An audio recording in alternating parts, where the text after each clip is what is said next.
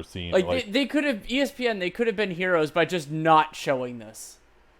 It has been abysmal. Apparently, our intrepid reporter on site, KP, just messaged me and said they're doing the starting lineup intros in Portland right now. So we'll turn this on.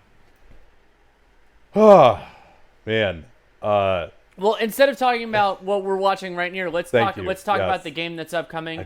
For me, the big story here is, does Terry Stotts make a shift in terms of defense for offense? We talked about it on the show. They're starting Aminu and Harkless, both guys that I like, and in most circumstances, I would fully support starting those two guys. But if they can't stop Denver either way, then you need to have some real bucket getters on the floor, and it just so happens that Portland's best ones are small. So yeah, and also the matchups. Right. Defensively, they went with Cantor on Millsap. Millsap has killed them. Zach Lowe had this stat that Denver has a 120 offensive rating in this series whenever he posts up. Wow. Which is insane. That's obviously better than the best team in the league. And their offense overall would be, and that's a half-court possession as well. That's true. Some Patrick McCaw airballed three-pointer to take us home here in this Philly-Toronto game. So are they going to they didn't slow down Millsap with Cantor either. Millsap was awesome in the first half again the other night. So what are they going to do now? Are they going to just go back to normal matchups? I think they probably are. The thought was you can switch Aminu and Harkless to try and take away Murray and Jokic on the pick and roll, but I don't really see that as working particularly well either. So I think you just got to kind of go conventional and then just go for more offense potentially. We'll see how things start. Lillard has not shot it well from three basically in any game in this series, so if he goes off, it'll look good. Hey, here we are. We're starting basketball. Okay, yeah, the camera's good, right? Here's Harkless in the post on Murray. They've had success with that, especially early in games, but Harkless couldn't finish it. And now Murray, he's got Jokic wide open, does not take the three over McCollum. Instead, he backs in, looking to post up at the foul line. Double team comes, and Harkless with the deflection. Bad turnover, 3-on-2. Harkless is going to dunk the first points of the game here. And pretty lazy turnover there from Jokic, which he has avoided. He is actually leading the NBA in assist to turnover ratio in the playoffs coming into tonight. And it is still Cantor on Millsap here after a set defense. Yeah, and immediately they have to double Jokic in the post, and he finds Craig. So not a good start for that alignment. Lillard looks to pull up. Millsap out on him. Aminu passes up the shot into the lane, stripped by the great hands of Paul Millsap. Now Aminu still on the dribble, gets it into the post to Cantor, cuts through. Cantor finds him now, but the pass was off target. My single favorite thing about that play was Aminu pulling up and Jokic just standing there like he absolutely didn't care. Like fine, take that shot if you want to, and then he pulled it back down. Yeah, and that indicative a little bit of Lillard's struggles in this series. I mean, he's averaging 26 a game, but as McCollum's going to foul Harris, gives up just the easy straight line drive, and Lillard was worried about the cross screen action, did not come over and help in time. But remember that they played 20 extra minutes in game 4 for him to get his 26 points a game. Yeah. And the efficiency from three has been about 25%, has not been there. And there's an example of why he has struggled. He could have forced that three. Instead, he throws it to Aminu, and Aminu unable to take advantage of the extra attention that Lillard was getting. Another idea that somebody had in the comments is playing Zach Collins more. I think that's worth trying as well. The two big alignment. Yeah. That maybe you stop him there. Certainly when they go to Jokic and Plumlee together, but even maybe another circumstance. I think you try. Now Collins, basically fouls out of the game in 15 minutes every time, so he has to find a way to stay on the floor. Here's Aminu, his three-pointer, huge shot there, even a foot behind the line. Jokic a little late, soft close to him, which they probably want to do. That's probably the plan. Jokic posting up. They do not switch the pick and roll with Jokic. Here's the drive by Millsap, and he's stopped by Cantor, but there's Jokic taking advantage in the offensive glass. 5 offensive rebounds and 5 putbacks for Nikola Jokic in Game 5, getting back to that early. Lillard going to the tough fade over Jokic, not a good shot. Yeah, and I want to keep an eye on Denver's defense. I think overall they've defended meaningfully better. They've had some hotter stretches than Portland has, where Portland's just, other than some cold Denver shooting, just a struggle. Murray screening for Jokic. Murray into the lane. Banks it home. That deadly pick-and-roll combination of Jokic being screened for by Murray has taken off in this series, and they still don't have any answers for that yet. McCollum, tough jump shot over Harris, and marked difference to me in the quality of shots here early, Danny. Right. I mean, these are mostly pull-up threes or pull-up twos by the Blazers, and then Denver, look at that. That's pretty much a catch and shoot for Jamal Murray. Yeah, Blazers certainly are relying a lot on the individual brilliance of Lillard and CJ, and that's Lillard wide open, and that's the shot that he hit against OKC has not gone down for him at all in this series. Aminu trying to pressure Jokic. Now Jokic going about as fast as he can and scores. That was like a slow motion Euro step. I enjoyed it. Yeah, that's what it was. Beautiful finish off the wrong foot from Jokic. Harkless into the lane. Couple of forearm blows to Murray. He's now 0 for 2 on that. Cantor can't use the left hand to finish it. Now McCollum with a beautiful rip through. He goes to the floater. Finally, they tip it home. Well, and Harkless was posting up on Jamal Murray there, but he doesn't really have a post game, so he can't take advantage of that size mismatch on the interior. Well, they've been successful with that, though, so far. Yeah, but he doesn't have the game for it, I don't think. I mean, he just goes right through guys. Like I think you're giving him short shifts. I mean, he's not going to, do a fadeaway or something or great footwork, but he can just go right through him.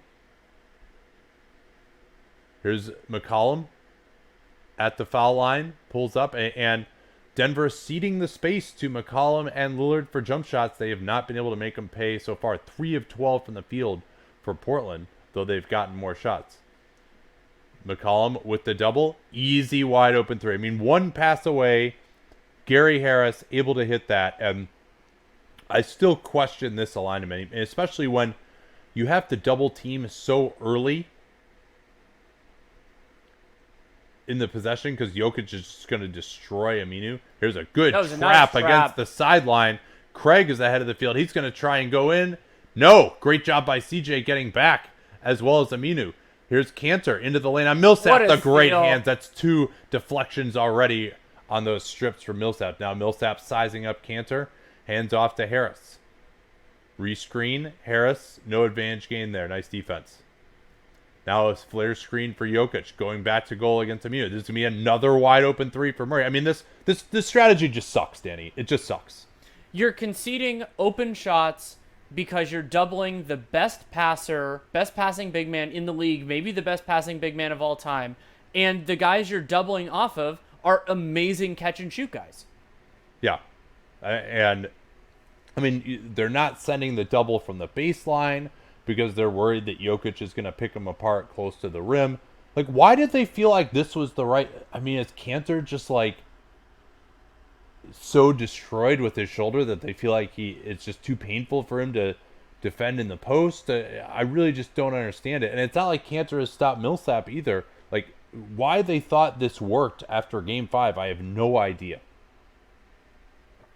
And now we're going to get into, some challenging minutes for Portland because they're going to have to put up shots. Now, we should note, and we've mentioned it a little bit during the broadcast, that Portland has gotten some open looks during this. I would say the quality of shots for them has been tougher than for Denver, but that's not the way it happens when you're giving up open threes almost every single time.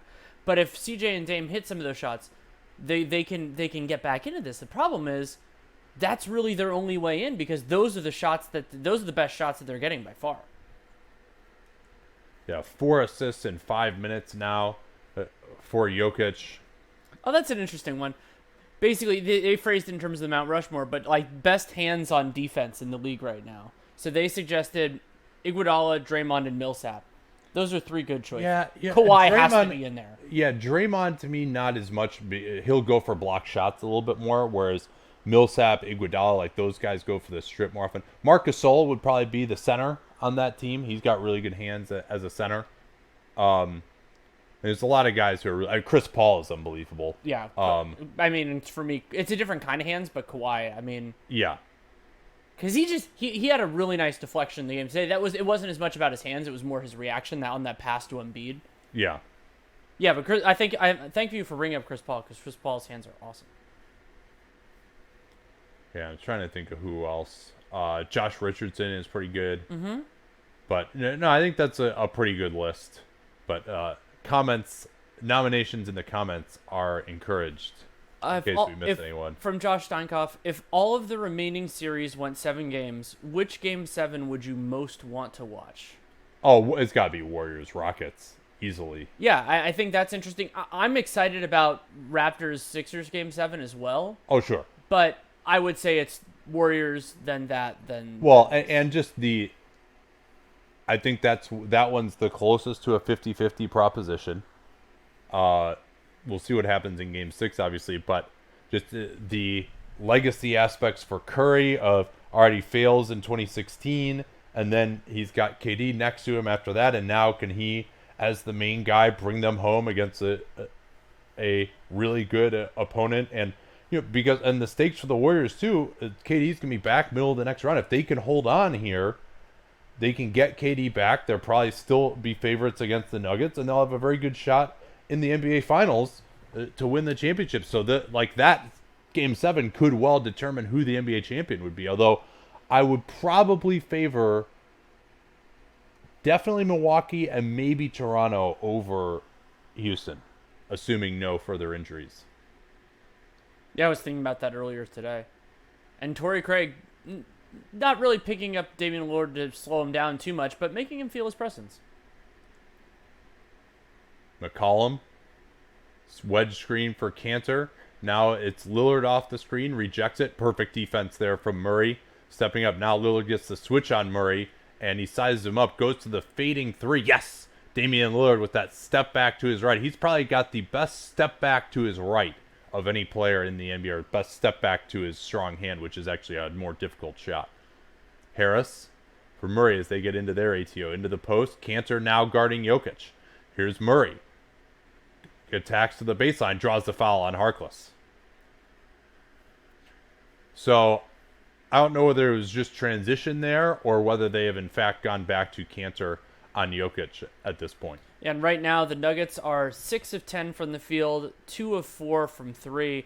The preliminary offensive rating puts them at a 142.5, which if Jamal Murray makes these free throws can actually go up.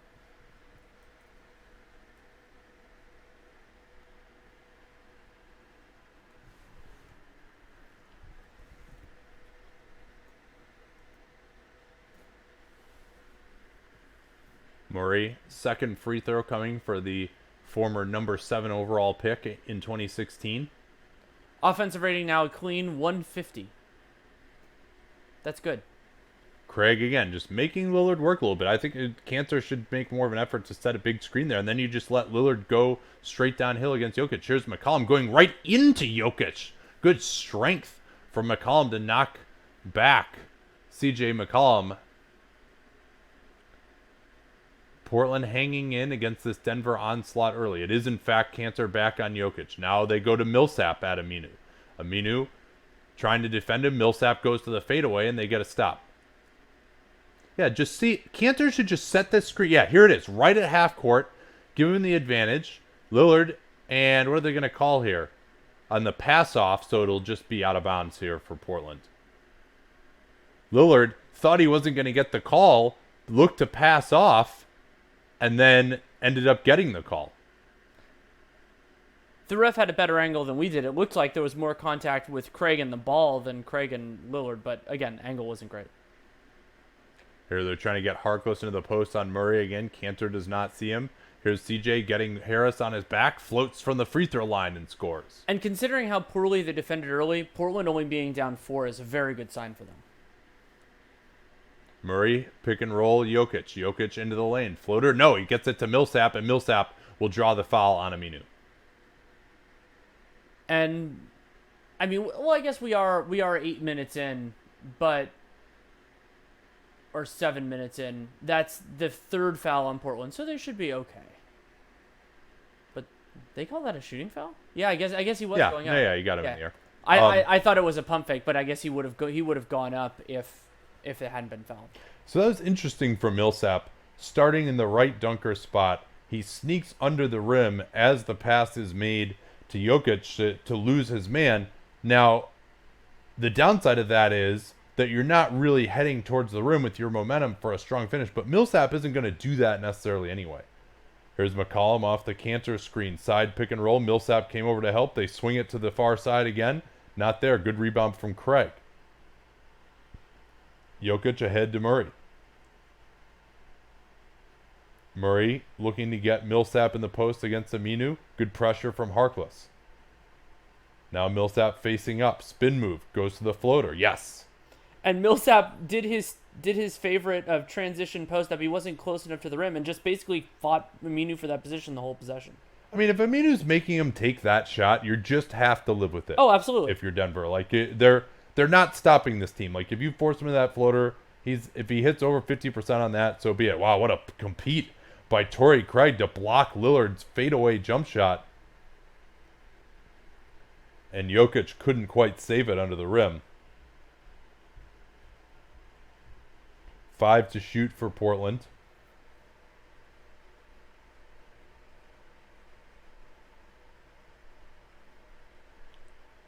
Nice action for Lillard. He gets tripped from behind, though. Now he has to create. Goes to the fading jump shot. Almost made it. Cantor shoved Jokic in the back. Was lucky not to get a call. Murray looking to get the drag screen from Jokic. Engages Cantor. Behind the back. Jokic. Oh, yeah. And C.J. McCollum came over, but just not quite far enough. The pass was perfectly on time. And they're going to get a foul here on Craig. Craig claiming that Hood pushed him into Lillard.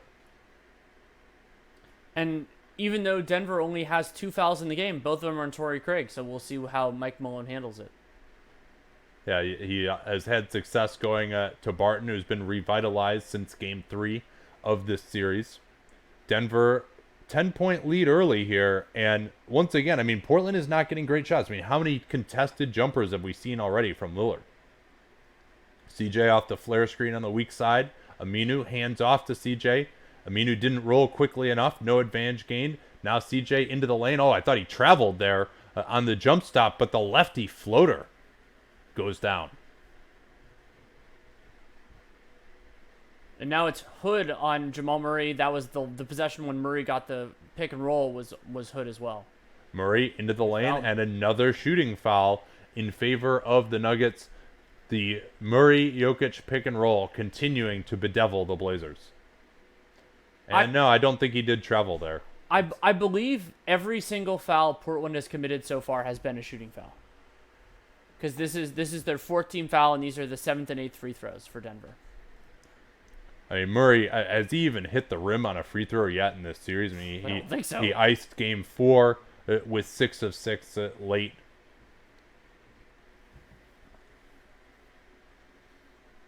And he's extension eligible this summer. That's going to be... yeah, I mean, and if they make it to the West Finals... they jinxed him. So it is Cantor and Collins together. Collins likely will get the chance here against Millsap. McCollum. Now they throw it into the post to Hood. He's got the matchup he likes against Murray. Goes right through him. That's just too easy. Jamal Murray, 0 resistance against Rodney Hood, who is not the most physical guy in the world. Now Millsap, he goes the 4-1 pick and roll with Murray. Murray attacks Hood off the dribble. Tripped and fouled yet again. Yeah, now it doesn't matter whether it's a shooting foul or not because it's free throws either way.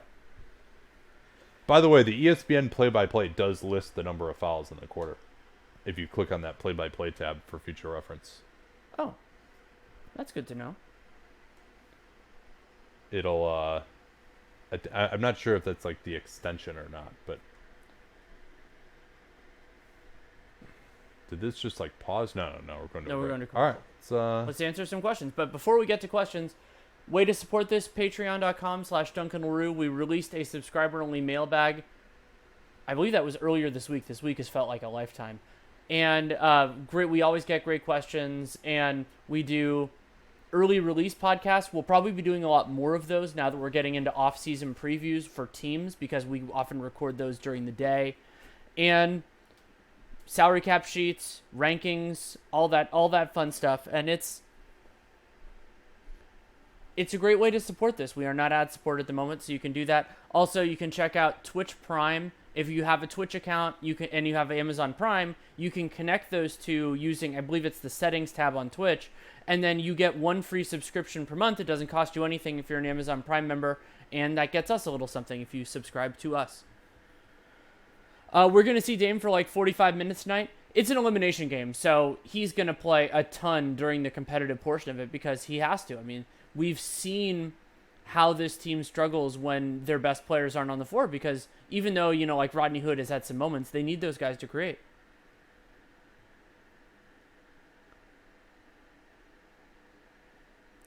Somebody noted, Mohamed Jaffrey, that the Blazers broadcast is ridiculously good, displaying fouls and everything else. Yeah, off the top of my head, I've thought about writing about this before because as an avid League Pass watcher, I'm very cognizant of the different teams' approaches. Like NBC, their affiliates don't show team fouls. I'm not even sure they show if the team is in the bonus necessarily.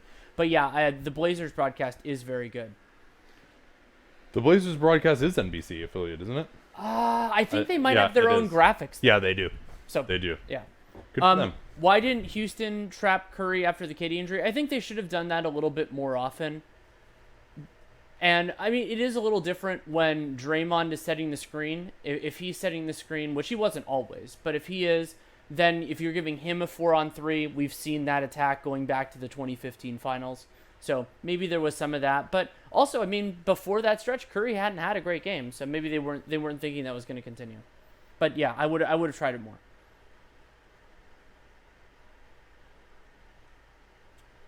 As Portland, why not trap the 1-5 pick and roll? Because then you leave Jokic open in a 4-on-3, and he's just going to absolutely dice you up in that situation.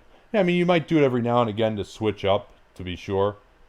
But and also getting out on the floor like that isn't necessarily Kanter's forte, but it might help him more than dropping back. I mean, I understand the suggestion, but I think Jokic in a 4-on-3 is really going to hurt you. Yeah, as long as you can make that kind of entry equivalent pass, then it's going to be close to game over. Yeah, so right now the free throw disparity is 8-0 in favor of the Denver Nuggets. Possession game is favoring the Blazers, but I mean, if Denver's hitting basically every shot, then those don't come close to offsetting in their current iteration.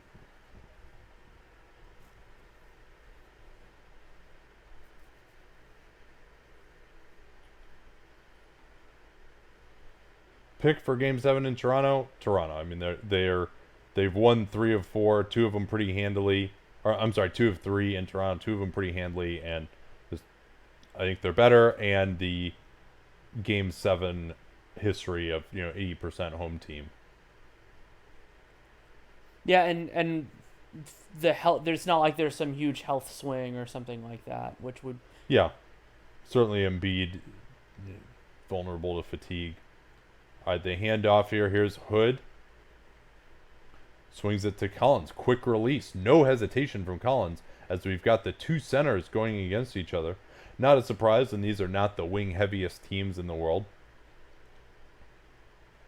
Yes, the plan is to do Game 6 tomorrow unless something happens to my voice between now and then. Hood posting up on Barton. A little more size advantage. Plumlee comes over to double team. That gives up the cut to Collins, and Collins airballs the hook shot. But this extends the possession. Doesn't give him a new shot clock, but they still have another one to work with because that ball went off of, I believe it was Jokic. Was that a touch pass by Zach Collins? Oh, it was a touch. Yeah, that's what he was trying. He was trying to do a touch pass to a guy who was being fronted. Here's Hood with a tough, fading jump shot over Plumlee, who did not get out there quickly enough. But, again, these are very difficult jump shots that Portland is attempting. Jokic, back to Murray on the pitch. Murray's floater is short. Rebound Kanter. Hood looking to push up the left side. Seth Curry goes away. Hood going to attack against Murray again. Goes right through him. Murray tries to fall down. Does not get it. Kanter. That should be a foul on Jamal Murray. on the ground underneath Kanter. That's what made him miss that layup. Here's Harris's three-pointer. Yes. Big swing there. The missed layups. Portland trying to crash the offensive glass. Instead, Denver with another three, and they've got 30 points already with a couple minutes remaining in the quarter. Well, and Denver's starting backcourt, has 18 of those 30. Hood off the flare on the weak side. Jokic has to step out. Collins trying to post up here. See, that's just not good enough from Collins, and not good enough from Jokic as well. You can't just let him just jab step you and shoot that three. Make him put it on the floor and trust the help behind you. You got another big out there, but then Collins trying to post up. Guess what? Rodney Hood ISO on Nikola Jokic is way better than you posting up, especially because they're able to just switch behind him with Plumlee. Now it's Jokic in the post, Harris out of the corner, Jokic on the roll, extends and scores over the late arriving Collins, and Collins has got to get there just a little bit faster than that, guarding Plumlee on the weak side.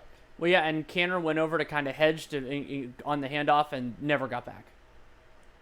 High pick and roll involving Jokic again. Lillard, that's an open three. Yes.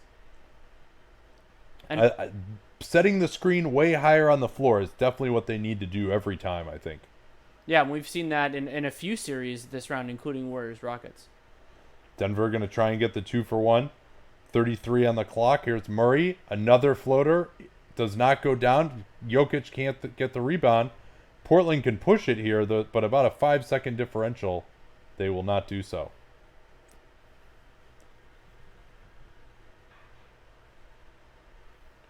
Hood going to go right at Murray. Calls off Kanter, trying to set the screen. Goes into Murray and draws the foul. Jamal Murray, a bit of an open sore there against Rodney Hood, and I think Portland should pick at it as much as possible, especially with the fatigue level that Lillard has been dealing with this series. Yeah, Hood is already the leading scorer for the Blazers in this game, despite coming in about the 5-minute remaining mark. Did miss that free throw, however. Do you think that Toronto's history of playoff choking still matters now the team is very different? No. I mean, maybe Lowry. It might have some tightness in the building and every once in a while, but I don't think that affects the players too much.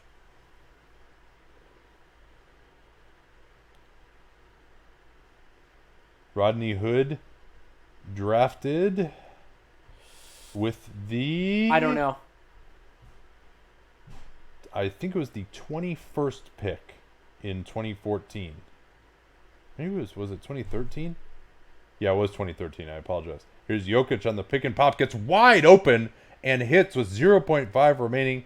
Dominant offensive quarter from Denver, and they possess an 8-point lead. This is exactly what they wanted to start here. And now we'll go into the very interesting minutes without Lillard or Jokic on the floor, one would think. Yeah, and that was Jokic slipping a screen. I think it was I'm trying to remember. It was Evan Turner and another smaller Blazer, neither of whom is probably too experienced with a big slipping a screen and then popping kind of to the mid-range. And so Curry had to go over to help, and he wasn't there in time. Not that was his fault. It was a long way to go.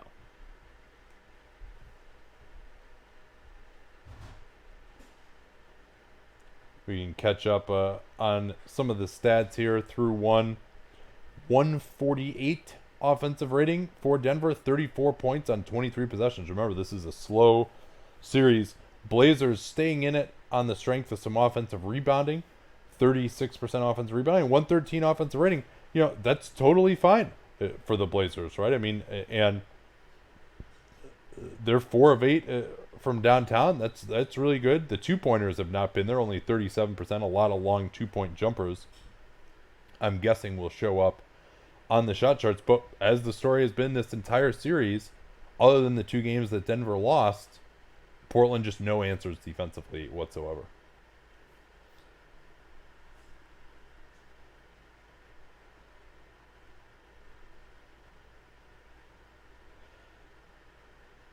A question of what, if anything, can Denver do to become a legit title contender?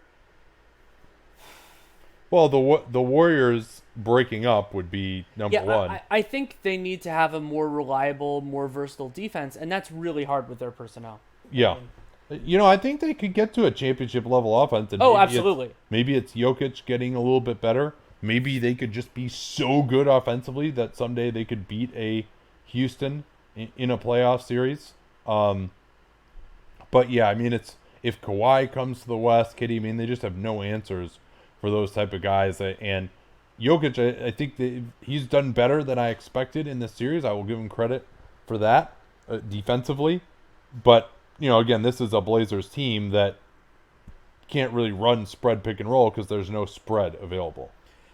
Denver's shot chart, as expected, a whole lot of green. 3 of 4 only in the restricted area. And I believe most of the fouls they've drawn have been slightly outside the restricted area. They've had a couple from floater range. 4 of 8 from floater range, only 1 mid-ranger, which they made, and then 3 of 5 from 3 on what have been overwhelmingly open looks. Gary Harris made 2, Jamal's taken 2, and then Torrey Craig had an open one that he missed.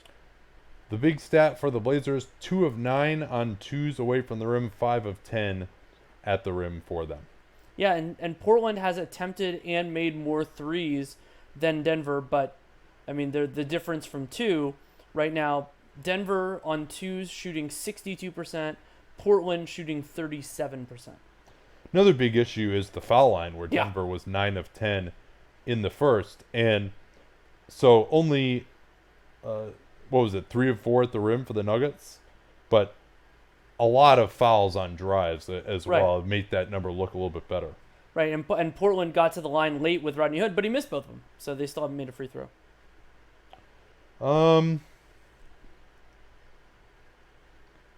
Who do I think the Warriors will start tomorrow? I could see them not starting Iguodala. I think if I'm them, I'm going to be very conservative with the minutes. And then if you're there late, you're there late. If you're not, then you come back and you have the rest advantage in Game 7, which is like less than 36 hours after Game 6, basically. Starts at 12:30 Pacific. All right, we're back here. Morris directing traffic. Cross screen by Beasley for Millsap in the post. Evan Turner is in. And Millsap just goes right around him for the easy layup. Why wouldn't you just try Collins on Millsap and Turner on Plumlee? I mean, Millsap has been eating smaller guys these entire playoffs. Remember Rudy Gay in the last round. Now, the thought might be, well, you can help more off of Plumlee, and that's true to some degree, but he didn't help there. Hood has the size advantage on Beasley. Live dribble, triple threat, waves away Turner because he brought the help right over, and then he scores the floater over Beasley, and he'll go to the foul line. Rodney Hood so far, 9 points on 4 of 5 from the field, made his only 3, and now is going to the line for his 3rd and 4th free throws of the game, which are the only free throws Portland has attempted. And that a good call on Beasley. Had Absolutely. The arms forward when the contact occurred on the forearm of Hood. Hood making a free throw finally. 7-point game. Morris, I think he has yet to hit a three-pointer in the playoffs, I thought I read today. Cross screen again, same play, same matchup. Turner and Millsap is going to draw another foul. See whether this counts as a shooting foul or not. I think they're pointing towards the baseline. But, this is yet another matchup that has just completely killed the Blazers. And as you mentioned, right, and it bears repeating, it's a preventable one. They can just go with a different base alignment, make them work a little harder. Maybe you go Myers, Leonard, and Collins even. Collins gives a good chuck to Millsap. Millsap avoids the travel with the spin move. And good box out. No, Plumlee got a hand on it. Never mind. Here's Beasley. Floats. Not there. More offensive rebounding. Millsap corrals it. Out to Beasley with a beautiful left-handed pass. Is not there. And now Portland can run. Good job by Plumlee getting back to load to McCollum.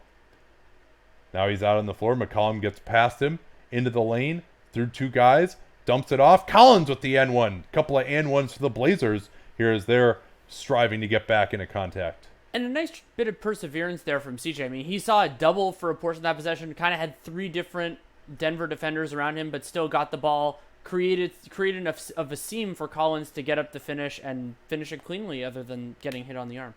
And yet another time that Mason Plumlee couldn't execute the pick and roll defense. Like you cannot let that guy get around you like that.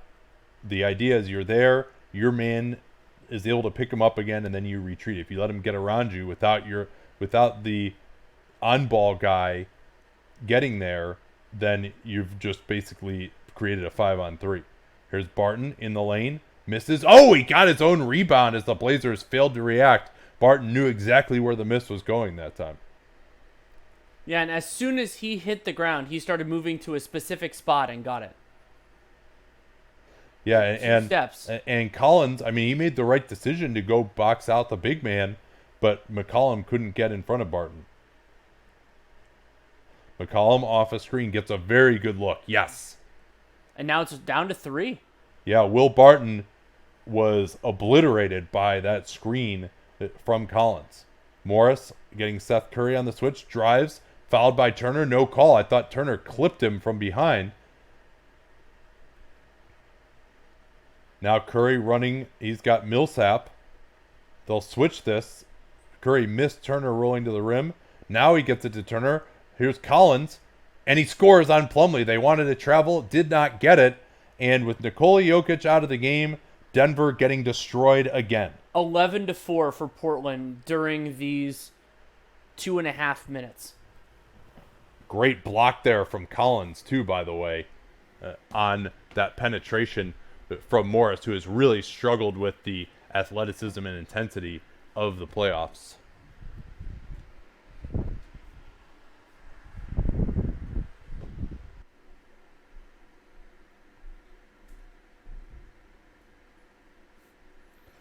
Why is Turner playing if he's getting taken apart on defense? I think it's because they just don't have enough other options. I mean, it's an issue that comes up every once in a while when media members, fans, everybody, we all get drawn into the idea of teams like playing smaller, playing differently.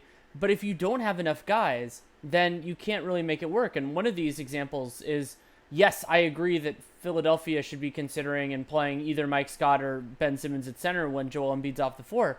They don't have this treasure trove of wings to fill the rest of those minutes if you're sliding those guys up far enough. And that teams run into that problem. That's why a replacement level forward, like let's say like a 6'7" guy, is incredibly valuable in the league. Somebody who can just hold their own. And so going smaller, and like Portland in this case, is not necessarily about going smaller. It's just having somebody else on the floor. Yeah. Jake Layman. That's yeah. Yeah. Well, I mean, Layman would be even more hopeless against Millsap than Turner, I believe. I mean, Turner at least is kind of tough. And Turner, I would say, is more stout, like, you know, in terms of getting back down, maybe. Why has Dame struggled the last few games? I mean, a lot of it is just not making shots that well, not having additional shooting, fatigue. I mean, I don't think you can point to any one particular thing. Denver pressuring him and trying to get the ball out of his hands, but I mean, he hasn't been that bad. You know, he had 18 points in the first half of Game 5, right? I mean, I think the Blazers' problems, if I had to list what they are, you know, his not being, and I think also, you know, the first round gave us an unrealistic expectation of how well. Sure, and I think there's a difference for me between not looking right and not making shots. So, all right, I'm back. Stephen Curry, for example, basically from the early part of the Clippers series, there were times where he just didn't look right, you know, beyond missing layups and all that kind of stuff. Whereas Dame, it didn't seem like there was anything structurally wrong for me, and so him bouncing back, should it happen, I mean, he's 2 of 6 in the game today. That seems reasonable.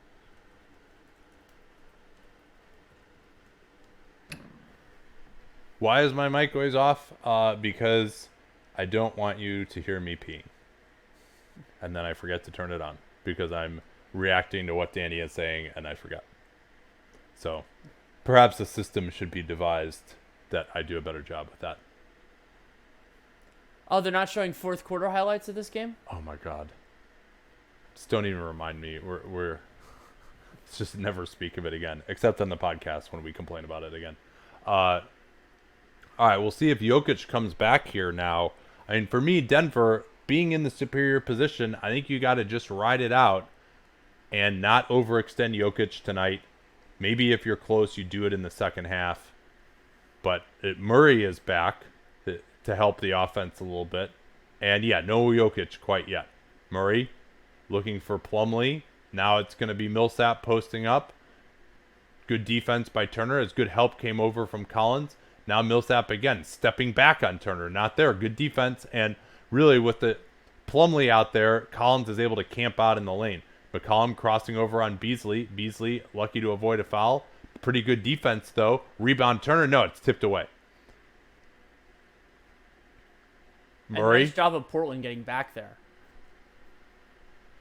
And Collins with another stop at the rim on that drive by Murray. He blew past Seth Curry, who reached in bad fashion. Now here's Collins with the pick and pop three. Can't get it. And that's really, I mean, Collins becoming more credible there is really what needs to happen. Because he's not a great post-up guy, not a great finisher. Here's Millsap against Collins. Murray somehow recovers that in the corner. Back to Millsap. Pump fake. Going to his right. Throws up the floater. Not even close. Turner looks to push. He's got Murray on him. Finds Seth Curry. Gets his man Beasley in the air. His jumper is off. And importantly, Zach Collins has done a nice job defensively. 0 fouls so far. Yeah, I think they should give him and Cantor together some more time, even when Jokic comes back in. Here's Barton off the easy penetration. And that time, CJ felt like he had to come over to the nail. Rodney Hood didn't even come close to getting through the screen. He was, and that was probably a mistake by Turner and CJ both, because Turner should have just switched it with two smalls together on the wing. Now Hood into the lane on Barton, and he scores on him. Rodney Hood, physical attacking here. And Hood is now the leading scorer in the entire game with 12 points in 8 minutes. Murray on the side. Screens for Beasley. Now he floats it up into the lane. Plumlee right there for the dunk. That time Collins had to step up, and Seth Curry has been taken advantage of here. Curry did not really continue competing as the floater went up, and I don't think he could have stopped Plumlee regardless, though. And now McCollum blowing by Mason Plumlee yet again. Big surprise. Mason Plumlee not able to execute the pick and roll defense at the top. They should really run that at him just about every time.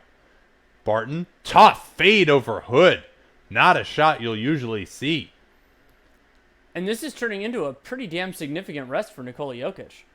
And Dame, but Nikola Jokic primarily. Yeah, a bunch of guys sitting at the table right now for both teams. Turner, they go under on him, and then he just turns it over. Terrible. Here's Beasley pulling up on the move, a little bit off. That's a tough one. Plumlee falls down. Now they've got a 5-on-4. McCollum looking to pull up on Barton. They get back. Now he pulls the trigger and scores. CJ up to 13 points, 6 of 10 from the field already. Yeah, and Lillard also is going to get a break here. And a timeout called by Denver, as we'll see the starters return for both teams. So yeah, a big 17-11 stretch for the Portland Trailblazers, really bringing back the margin, though we're going to be closer to the matchups that got them into trouble in the first quarter. So we'll see if that dynamic holds or if it goes back. I mean, to me, all right, you probably got to give Collins a rest, but get him back in there at the 4. I think he can't shoot it much worse than Aminu, although you never know. But and have him guard Millsap. But I will say Turner, aided by what I thought was good help positioning from Collins, has done a better job on Paul Millsap here. And you know, again, Paul Millsap posting up, he wasn't going to maintain this ridiculously torrid pace that he's been on coming into tonight. Catching up in the leading scorers, CJ 6 of 10, 13 points for him. Hood at 12 points, as you mentioned. Lillard has 6, 2 of 3 from downtown, but has missed all 3 of his 2-point attempts. Portland not exactly sharing the ball, only 6 assists on 18 made field goals. A lot of one-on-one play, which has worked reasonably well. And for the sake of comparison, 10 assists on 16 made baskets for the Nuggets, and a lot of their free throws would have been assisted baskets as well.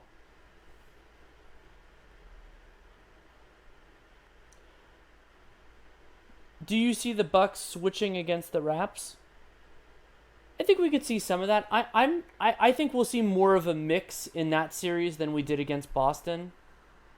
But I haven't really started processing that series yet, mostly because we don't know for sure that's happening. Also, the long gap between Game 7 and Game 1, I'm going to actually relish having some time to think about it. Yeah, and And the problem for the Bucks is they don't really have anyone to guard Kawhi Leonard. And so we may see Leonard just isoing more than necessarily going pick and roll and bringing another defender into it. I think we'll probably see them in a pretty conventional style, the Bucks, to start. They might break that out. They might go a little bit smaller. But certainly with Lopez in the game, I think they're okay. They're not that scared of Gasol's shooting, for example. If Gasol really gets going, that's one thing. Maybe Ibaka's pick and pop game on the second unit when Kawhi is out, I think actually would be probably a better kind of switch. But Siakam, they don't have a great matchup for him either unless it's Giannis. So it's part of why I feel like the Raptors have a little bit of a matchup advantage, although obviously Milwaukee was the superior team. As a high school basketball coach, what lessons should I transfer from the NBA? One thing I would say is getting guys to develop skill sets that aren't necessarily related to their size, like making them comfortable with the ball in their hands, all those sorts of things, because we're really seeing that moving forward. And I think a lot of guys feel empowered and engaged when they develop that and when they get empowered to do it in actual games. Yeah, we could think more about that next time. It's really just totally different. Maybe what it is just try to adapt to your personnel a little bit more. I think a lot of coaches at lower levels just have their system, and sometimes it works with the players you have, and sometimes it doesn't, but they run the same system all the time. All right, here we are, weak side. They try to get Craig on a flex screen. Now instead it's Murray, pick and roll Jokic. Jokic on the short roll, Barton, closed down nicely by McCollum. Now he takes the step back off the dribble, not a good shot. And Jokic keeps it alive. No, they're going to say it's Portland ball, never mind. So yeah, here Collins is staying in the game, as is Hood. Lillard coming back in. Interesting that they didn't bring him back. Now Collins is coming out. Oh, is he? That's too bad. I think they wanted a better defensive unit out there and no Lillard, with Denver starting that.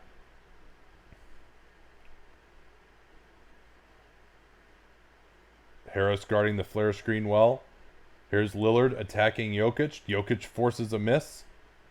Or a pass, rather, I should say. McCollum, as now they're going to call Jokic on the hold of Cantor. And I think Nikola Jokic has defended the pick and roll so much better than Mason Plumlee in this series. I would agree.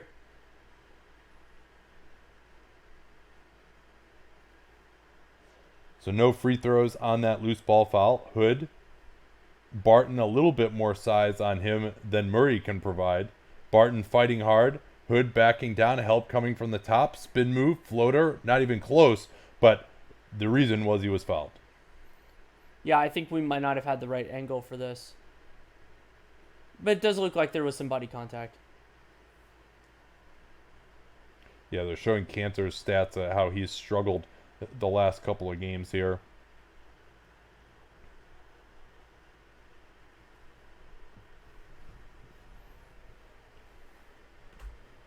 So yeah, I think 2013 draft, number 21 overall.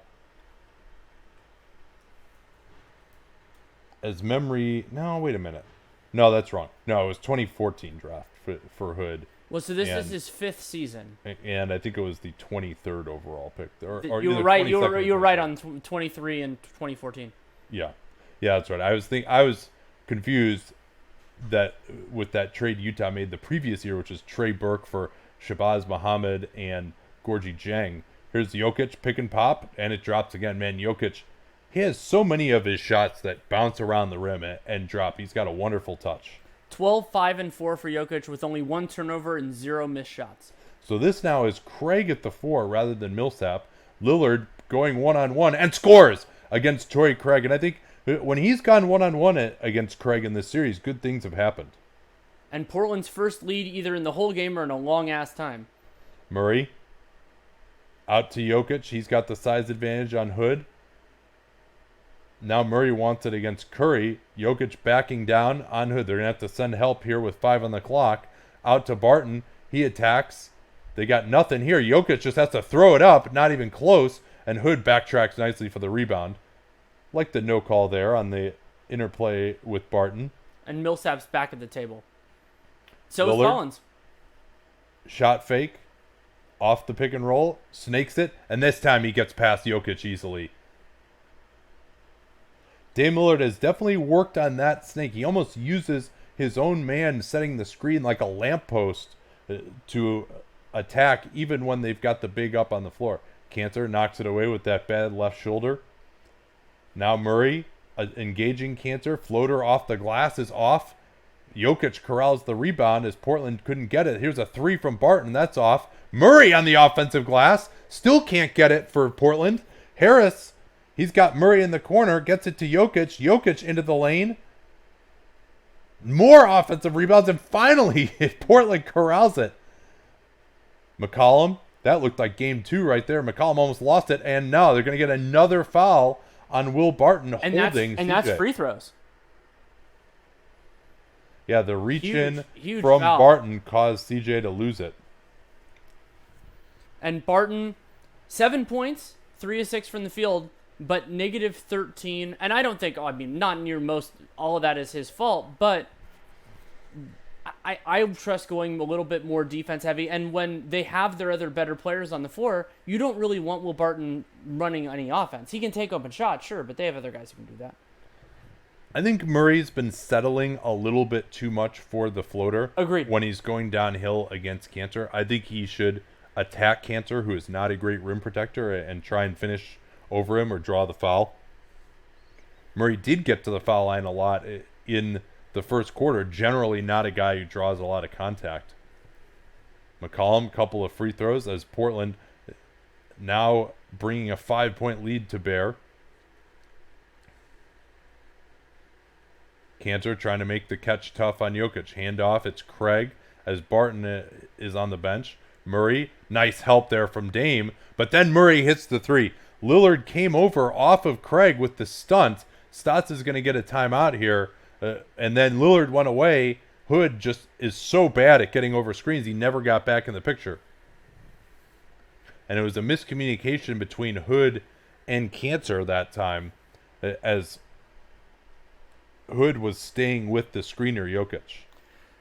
Portland has come back and they've taken the lead, and it's been a mix of superior offense and and better defense. So in the early part of the game, Denver had like a 140 offensive rating. Portland was at a 117. We talked about how that was good enough. They're all the way up, and this is total game, so not just the sample size of the second quarter. They're up to a 137. But what's notable to me about that is they're still doing a lot of this on self-created shots. Granted, they have gotten to the free throw line a little bit more, but 6 assists on 20 made shots for Portland. KP noting that Michael Malone already used his discretionary timeout to get Jokic back in the game, and so couldn't take a timeout here now, having used 2 already in this quarter, without meaning that he would be left with only 1 in the last 2 minutes of the game. So he had to let the run continue for Portland. And as strange as this is to say, that tip out that Nikola Jokic had where he was trying to get the offensive rebound and went out of bounds, that actually ended up hurting them because Lillard was out of the game. And so if he hadn't tipped that ball, then Lillard wouldn't have checked in. There haven't been that many stops. Well, I guess there were a couple fouls. All right, we're back here. Lillard hands off to Hood. Now McCollum attacking. Good help by Jokic. McCollum going to re-screen here. Kanter was not open. They get it to the corner. Collins, his three-pointer goes down. Collins, I think, more comfortable, like a lot of young guys, shooting from that corner 3. Portland back on a 5-point advantage. Harris pops out. Cross screen for Jokic under the rim. Now Lillard has to pick him up. Double team. Kanter scrams him out of there, but Jokic has great position, and Kanter with no choice but to foul. It's very hard to scram on a guy who has the ball, but Kanter did a pretty good job of it there, and Jokic, that wasn't the timing that he wanted to attack, but he still gets 2 free throws anyway. Yeah, so as the broadcast is talking about, 29 to 16, second quarter, now 29 to 17 after Jokic makes the free throw.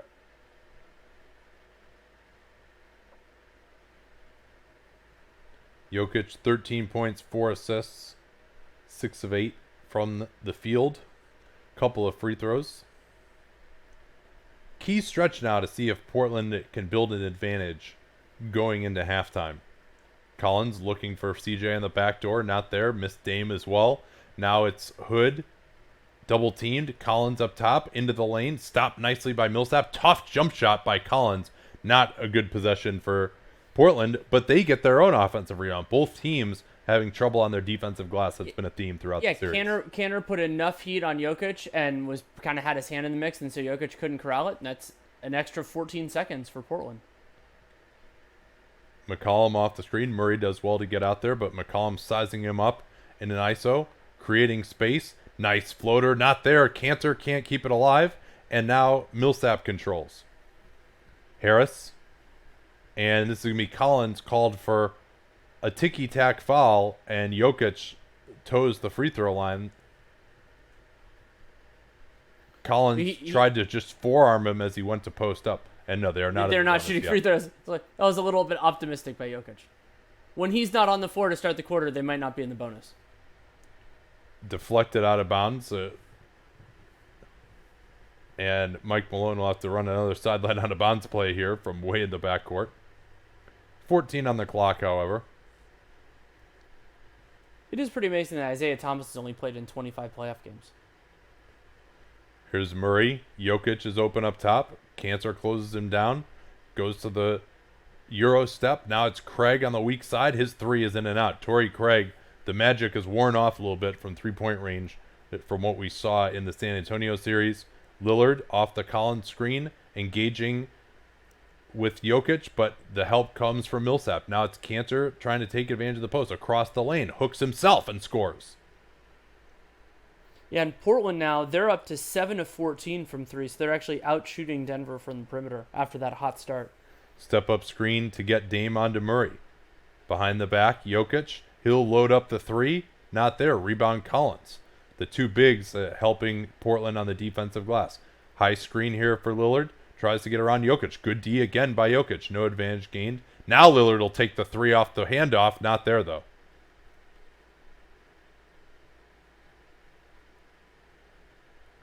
Drag screen. Double drag screen. Murray engages Collins now. Putting him in the mix. Crossing over. Trying to step back. Good defense. Jokic wants it, but they're late clock now. Facing up on Kanter. Drives to his left. No foul is called. Here's the three from Harris, way off, and that seems like the first time Portland has actually stopped Denver over a full possession in the series. And some nice recoveries there. They didn't really create many seams, and I like the closeout at the end of that possession too to make it, even though Gary Harris was going to have a tough shot anyway, make it a little bit harder. Yeah, and Jamal Murray says, my bad. He dribbled around for a long time, and then he threw a flaming pad to Jokic.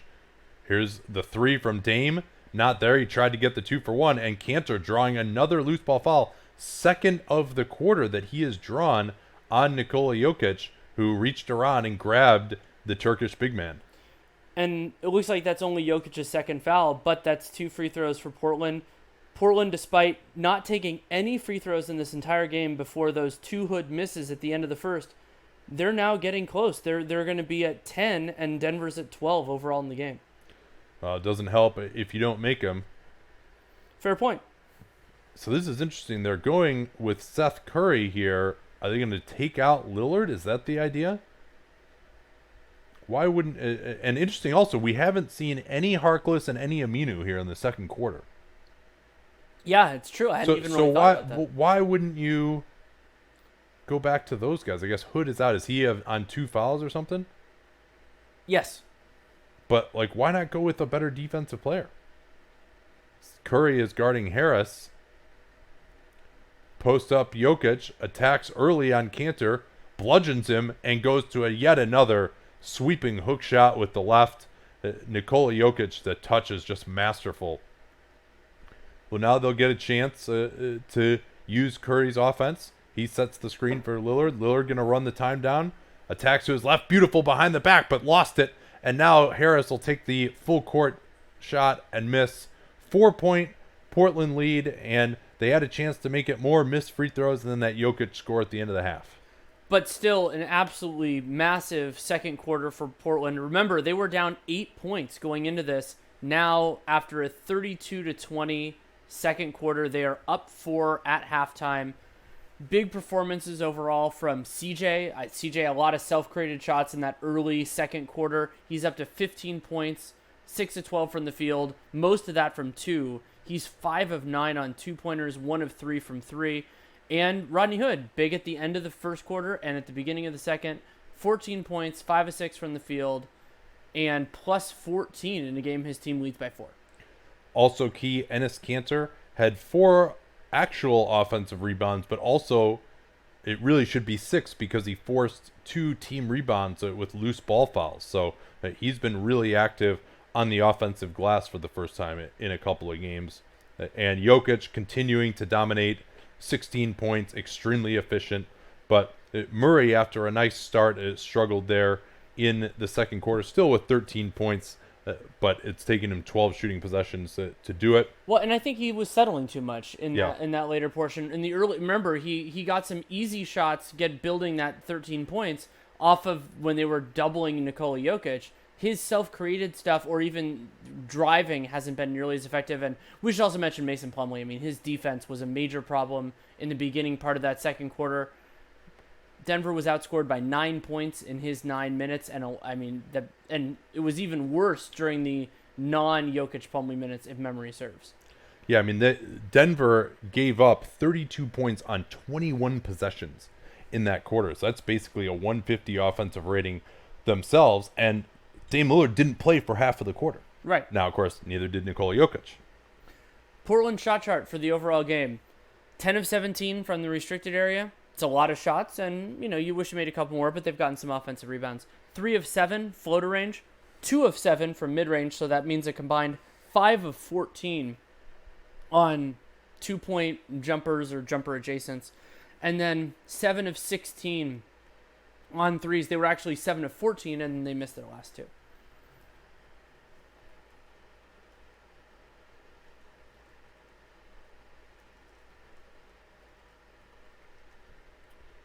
All right, let's do some questions. I feel like we've been late on the questions.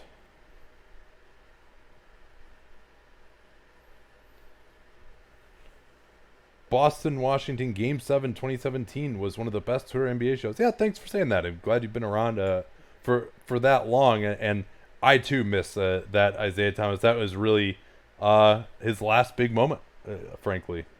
Yeah, remember that we were thinking John Walls too, for that matter. Well, and we were thinking that series was totally swung on that Markieff Morris injury, and then ended up not being. I mean, they came back and it was a competitive series, and yeah, that was a really memorable. I mean, sadly enough, probably the high water mark for Isaiah Thomas's career.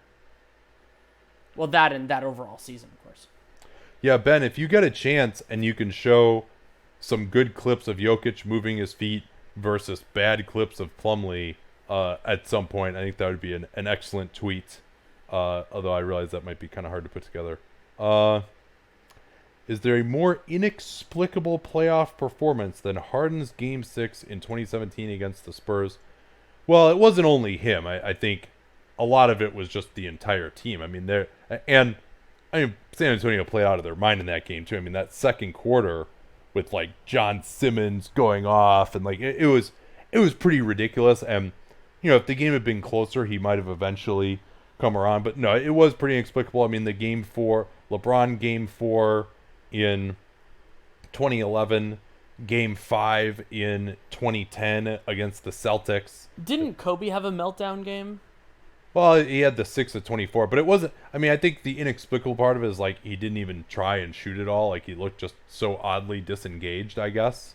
It is kind of the idea. Yeah, same thing with LeBron, whereas Kobe was never going to look disengaged. He would just miss shots.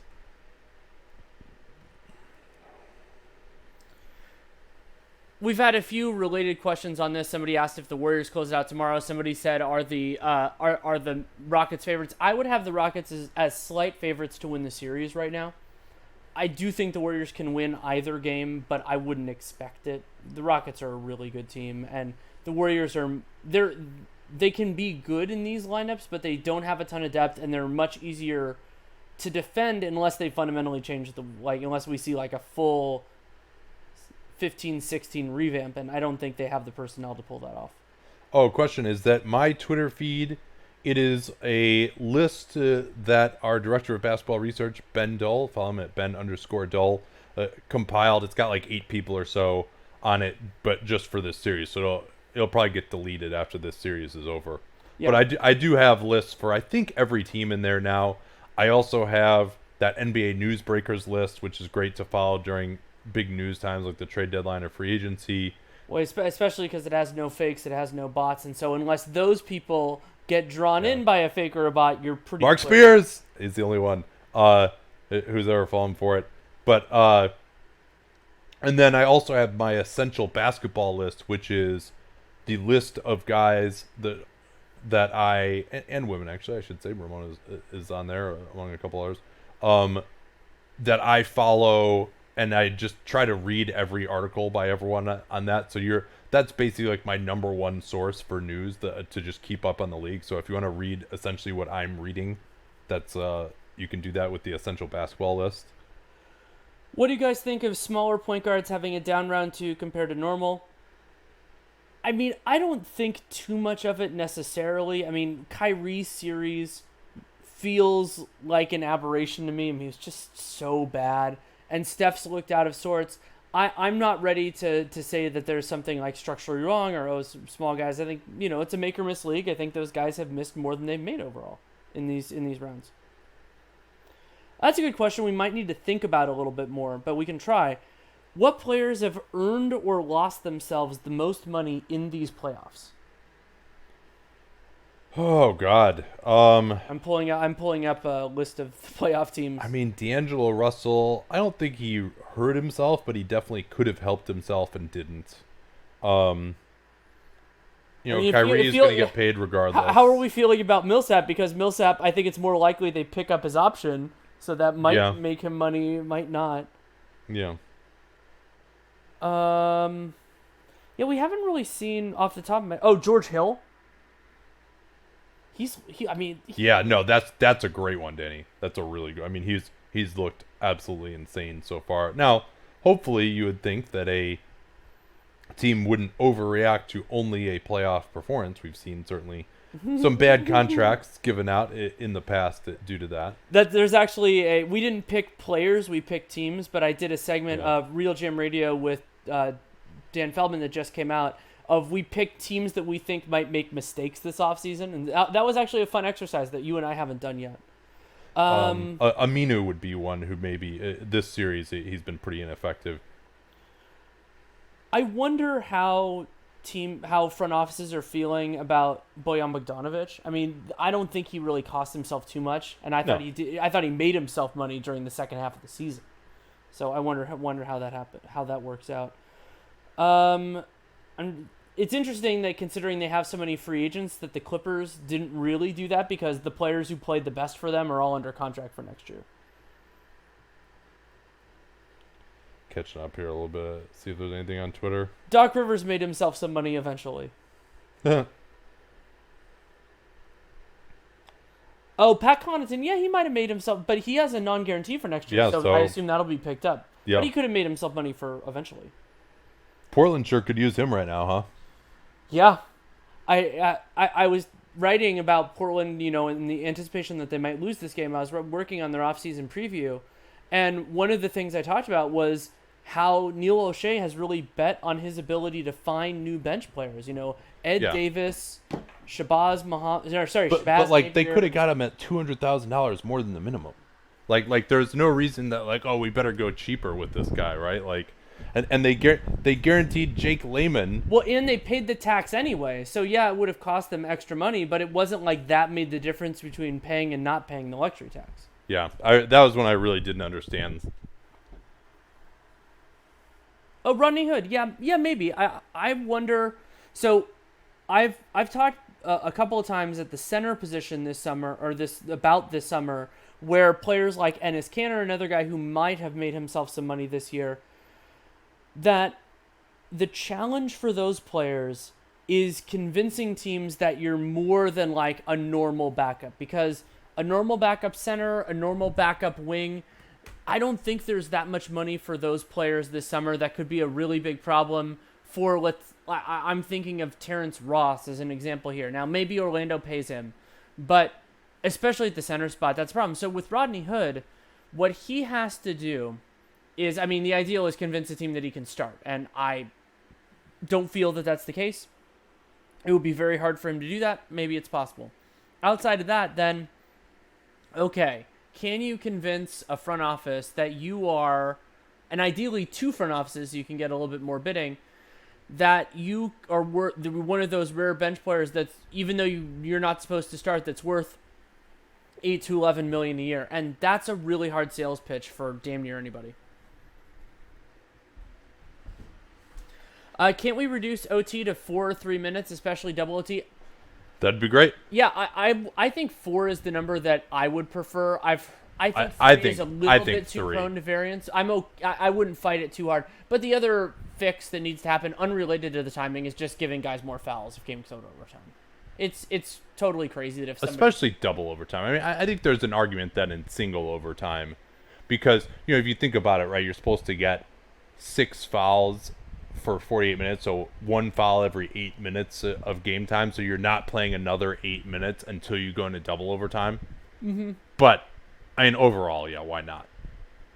I'm trying to think about that high school coach question from the NBA.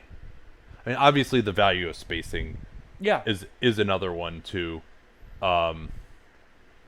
But I don't have a great understanding of like how well you can really communicate concepts to high schoolers, and especially also just what level of high school. And another thing that I'm thinking about, I did a conversation that actually never really became anything. I was actually working on a feature for the Sporting News about this with Festus Ezeli.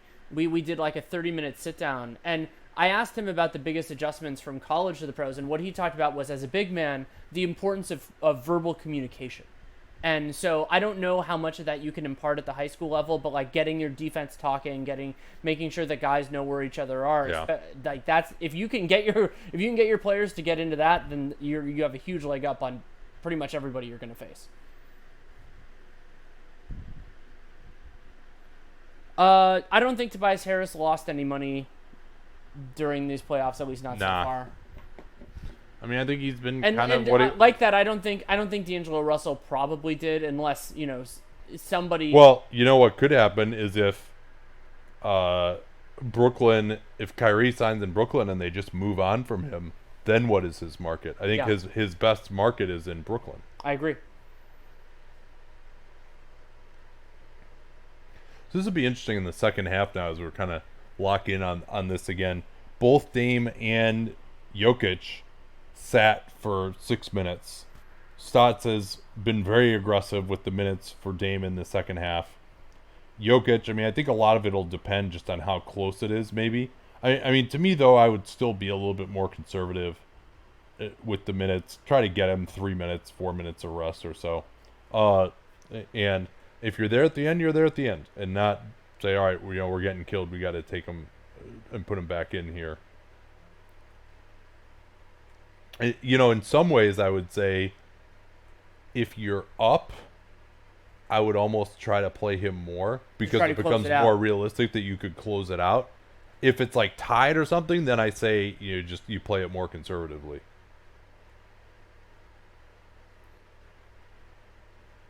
Keys to Raptors-Sixers Game 7? Transition. Yeah, I think Sixers killed the Raptors in transition tonight. Raptors killed them in Game 5. Obviously, Raptors hitting open shots is going to be huge. Gasol, Danny Green. Gasol, to me, is really quite a bellwether for them. He didn't score during the competitive portion of the game tonight. Can he get Embiid away from the rim? I think that's huge to me. Philly's non-Embiid minutes are going to be important again. I mean, we saw them get absolutely demolished when Boban was on the floor, and they did better overall in the second half, going with some different approaches. But I mean, it's all going to be high leverage, and not for everybody, but for a lot of guys, it's going to be the biggest game of their careers. That's going to be exciting to see. Not for Kawhi and Danny and some of the other guys, but overall, I mean, a lot of the Sixers guys even. Was the Tobias Harris trade the worst trade this year? I mean, no, the Zubac trade was the worst trade this year. the Sixers could very easily make it to the NBA Finals still. And so that hasn't been written yet. And I think they've been more competitive against Toronto than they would have been without that trade. Jokic handing off to Craig. Now Murray. It's Jokic in the post against Kanter, facing up. Looks to attack back to goal now. Out to Murray. Eluding Harkless. Goes to the fadeaway over Kanter and scores. Long possession. Looked like the Blazers had them corralled, but Murray with a tough shot. Denver within 2. Now Portland gets into their ATO. Flare screen for CJ. Goes at Craig. Floats it up and scores. And that was nice job there by the Blazers. Good screen from Kanter as Craig got sloughed off by the initial screen from Aminu all the way on the other side of the floor. Millsap. They get Jokic in the post. Murray pops out. Jokic didn't see him. Craig, backdoor. Now they switch onto him. Lillard is already kind of looking tired, and Harris just lost it out of bounds. Yeah, knocked it off his own knee when I think he was kind of lining up a pull-up shot there. Yeah, Dame Lillard is definitely, like, this is 1 minute into the half, and he's, like, not moving very quick defensively already. McCollum off the screen. Good footwork, but better block by Torrey Craig. That's the second nice block on a jump shot by Torrey Craig in this game. Yeah, McCollum gives him a friendly, nice play. Tap on the butt. Harkless inbounding underneath. Not much of a play here from Portland. Now Harkless posting up on Murray. Double team comes from Jokic. Aminu is left wide open. Straight on 3 is off. Rebound by Jokic. Excellent box out. They look to push it. Not much of that from Denver in the first half. But now Harris drives, and it all started with a screen from Millsap and a lack of communication from the Blazers. Same play that they started the half with. They don't get it to CJ there. Now he'll hand off. Gets Kanter on the road. Millsap coming over. Kanter tries to get past him, and Millsap is called for a blocking foul. And if Kanter had, I don't think he has that shot in his arsenal, but just shooting before Millsap gets all the way over, I think that would have been really useful. I'm going to experiment here and actually have the sound on and see if we can, like, hear the whistle and stuff. Here's Harkless. No, that's already way too distracting. I'm going to turn it off. Harris. And a 3-on-3. He'll pull up, though. Nobody came to him, and Denver leads it. Much as in Game 4, Portland had the lead. Denver coming out and taking it away immediately, and Harris has been extremely efficient tonight. Lillard pulls up and scores over Nikola Jokic, and that quick split move, that lamppost move, I'm going to start calling it, it works again for Lillard. And now Denver setting their own high screen there. Should have gotten a Jokic 3 out of it. Yeah, he's not looking to take those really early in the clock, I think. Jokic, with Millsap stepping out, goes at Harkless, blows past him, reverse, but Aminu came over to force a miss. Now McCollum past Harris. Harris continues to compete. Great effort by Harris to get back into it after he gambled for the steal. Kanter trying to post up. Lillard not looking to him. Instead, the 3 is good over Torrey Craig. Man, Dame Lillard sees Torrey Craig on him, and his eyes just get wide. Portland with a nice response. Murray into the 2-man game with Jokic. Harkless bothering him. Now gets the deflection. Jokic was surprised that Harkless came to him 2-on-1. Aminu, everyone is exhausted, and Aminu is fouled from behind by Harris. It has been quite a long run of play here, and Harris is upset. I'm trying to figure out what it is. It looked to me like he caught Aminu in the feet. But also remember, Denver's short a timeout here of what many teams are. They only have 4 left, so there might be a little bit some longer stretches in this one. Unless I'm counting them wrong. I feel like most teams start the half with 5. Is that right? Yeah, well, so you start with 7, and you've got 4 automatics that you have to use, but you can call them whenever you want in a quarter. Sure. So then you've got 3 left, so you can use 2. You want to save 2 to the end for under 3 minutes. So you've basically got 1 that you can use whenever you want. So basically Malone used his discretionary already. Yes, exactly. Aminu hitting a free throw. Portland by 5.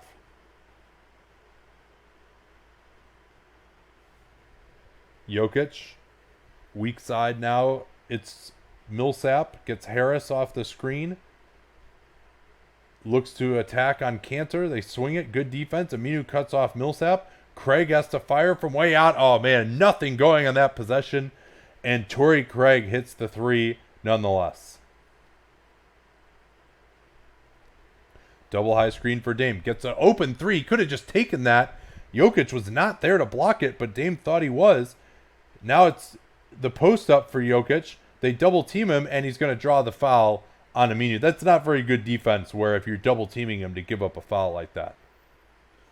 And one of the big shifts in that second quarter was Denver got to the line a lot in the first, largely turned off that spigot in the second. If they get back there, and that's a benefit of starting with your best foul drawers, with Nikola Jokic being on the floor, is that it can have spillover effects. Because remember, Denver got in the bonus pretty early in that first. Free throw for Jokic, and now he can tie it.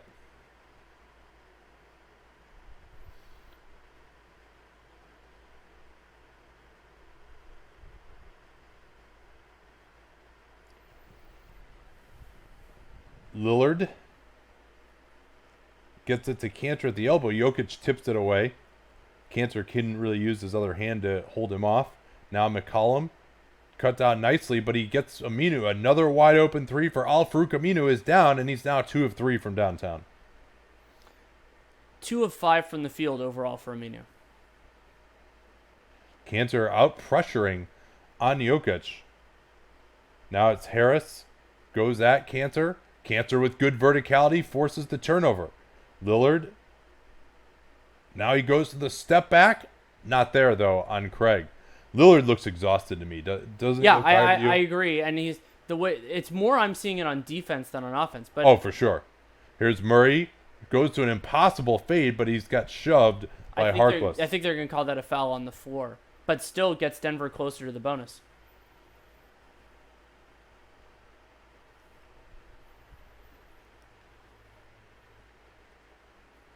And we'll see how the sub rotations work for these teams. Not right now, but in a couple minutes. Nice dial from Aminu. They swing it to the weak side to Craig on Lillard. Second time, not much going on for Denver in a possession. Torrey Craig hits a 3. Those 6 points could end up looming large. Yeah, and that's not a great closeout there by Damian Lillard. He's not really been in a stance defensively. McCollum almost lost it. Now he's got Cantor. Wanted a 3. Instead, McCollum is going to get fouled by Harris on the handoff action. And I get what Harris was going for there, basically seeing the handoff coming from a mile away. It is very hard. PJ Tucker somehow drew a charge on one of those yesterday, but it can be a challenging proposition especially if you're a young guy who's going at it while you're moving forward. So we got a commercial here. I think there were people discussing the Markelle Fultz trade, which is interesting. I'm going to see how all this started. The broadcast mentioned the Raptors started staying in for too long. I think they should have been pulled sooner. Interesting question. I think yes, but they did get another flagrant point on Joel Embiid. Not that it'll help the Raptors, but he could have gotten a flagrant 2 potentially. I think the only reason I can think of, they were down 24 with about 9 minutes left, and I would have just pulled him at that point, is, all right, we forced the Sixers to keep playing here, and we'll just tire them out more, and we're in better shape than they are, and we'll be at home, and that will help our effort level. It's better if both teams are tired. I guess that's the only reason I can think of, because they weren't going to come back. Yeah, I thought we weren't going to talk about that. So basically, it seems like it was an argument about whether the Fultz trade was a bad trade for Philadelphia, and for me, it was not a bad trade for Philadelphia. They have better intel on his injury stuff than we do by far, but this actually came up in the podcast I did with Feldman. These recent high draft picks, their salaries are really, really high. So with Fultz, I think it's $10 million next year, $12 million team option for his 4th season. So Yes. I said he was absolutely the number one pick in the draft when he was picked. We obviously didn't know everything that's happened. But for a team like Philadelphia that's prizing their cap space, even that $10 million, depending on what happens from here, that could be huge for them. Yeah. No, I mean, and with Markelle Fultz not having played basically in, the last 4 months of the season, and maybe he'll play in summer league for Orlando. That perhaps that will help.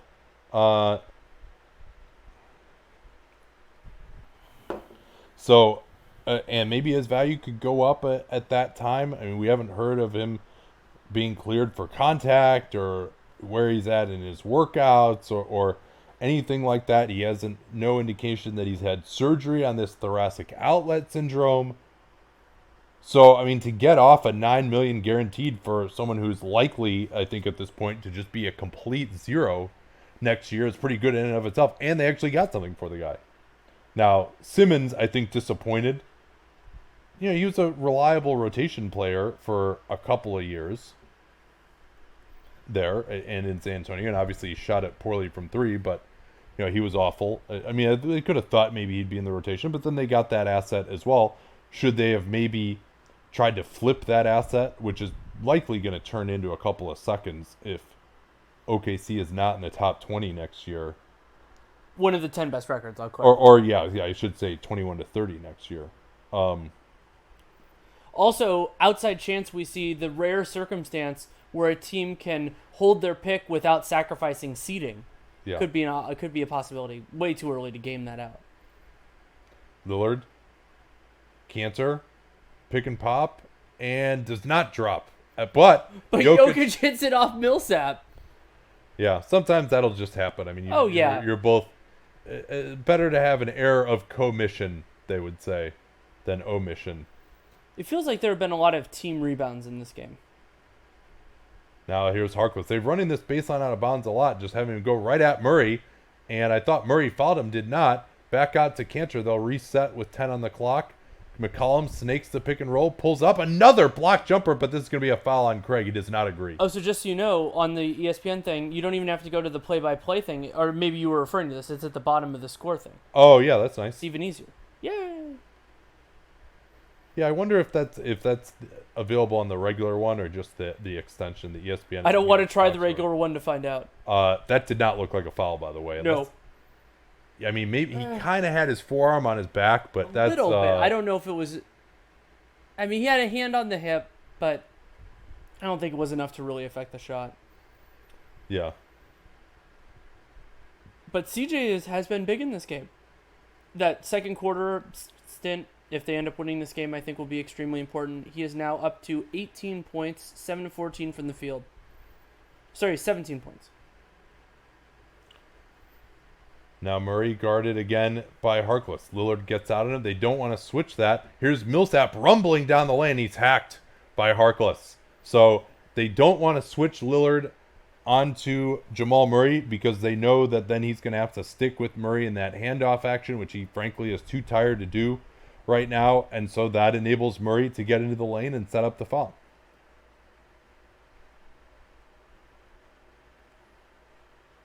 Millsap hitting the first. Yeah, Millsap, they mentioned earlier that he had played his 100th playoff game, and I think I want to say he's been in the playoffs nearly every year of his career, and with maybe the exception of 2013, and last year. Yes, and last year, good point. But only been to the conference finals twice. Once in 2007, his rookie year. Anyway, that's not important for this game. Let's get back to the action. Millsap will pull the three over Aminu. Not there. Lillard could not box out Craig. Harris stepping back to his right. That's off. Another tip, but finally the Blazers recover. Double high screen for Lillard. Snakes in. Engages Jokic. Backs away. Scores. That's such a great shot. I mean, the confidence that he has in it, and he created plenty of separation. And they need to go to that double high screen as much as they can handle it. Now Murray's going to get another open one as they go at Lillard. This is interesting from Malone, and Craig fouls with the shove in the back. I want to see did you see the push? I didn't see a push there, but I also wasn't looking. Yeah, I mean, we don't have a great angle. I mean, he had his forearm on his butt, but Craig has gotten called for a couple of questionable ones. Yeah, and he had those 2 quick fouls in the first half. That is only his 3rd overall, but it's free throws. It's over. It's a behind the backbreaker. We can still call it an over the backbreaker whenever it's in the rebounding action. I think, at least when you're going for an offensive rebound.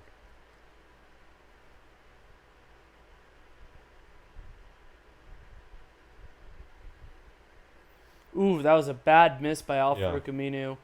Really, really short. And this came up in the power forward free agency preview, but Aminu, Tobias Harris. I think sort of Tobias Harris. Thaddeus Young, a lot of these kind of starting caliber power forwards, one of the dynamics that's important here is while, they might not inspire a ton of confidence I think that Young does in their fan bases, remember that they're very hard to replace because there just aren't that many of those guys in the league. Cantor wanted the foul, airballed the putback, so a really empty trip for Portland. Jokic, and they're going to call Cantor with the foul. Got the forearm on him as Jokic faced up. Once he faces up, you're no longer allowed to use that forearm. And it feels like Portland has committed enough fouls for Denver to be in the bonus, but apparently it's not the case. Murray off the screen. Weak side at Harris, but the pass was off. Good job by CJ taking away the back door, but Jokic just pulls the jumper over Cantor. There's an example of where the pass being more on target gets you an open 3, but it was high, and so that allowed the defense to recover. Cantor pulls it short. A couple of times he's missed that shot. That's going to be available if they set that pick and pop going to the middle higher on the floor. Millsap can't get over that high. Oh, Jokic again gives Denver the lead. Nikola Jokic just dominating once more. He's been easily the best player in this series. Lillard, very deep 3. Oh, yes! Oof. Best player my ass, says Damian Lillard. He has picked it up here in the 3rd. Murray, Jokic, did not take the jump shot. Goes instead at Cantor, can't get it. I like the move by Jokic there, though. A lot of guys would be like, I just made a couple of jumpers. I'm pulling this. Heat check. No, he actually attacked off the dribble. And now Lillard draws Chris Paul. An extremely cheap foul. And, it's funny. It almost seems like, Danny, that Lillard being a little tired has led him to slow his pace down a little bit. And it's helped to some degree on offense. That's an interesting idea. Yeah, it hasn't helped on defense. But, yeah, I mean, he has looked more in rhythm, hasn't forced it as much. And getting to his more of his comfort zone, snaking those pick and rolls, getting to his threes as well. And this has been a big 3rd quarter for him. Lillard with the first free throw. Now you want to talk about bad trades. The trade that got Portland Damian Lillard is among the all-timers, where Brooklyn gave up that pick for Gerald Wallace, claiming that they just thought there were only 3 good players in that draft. And they were close to right. They just didn't know which 3 players those were. Yeah.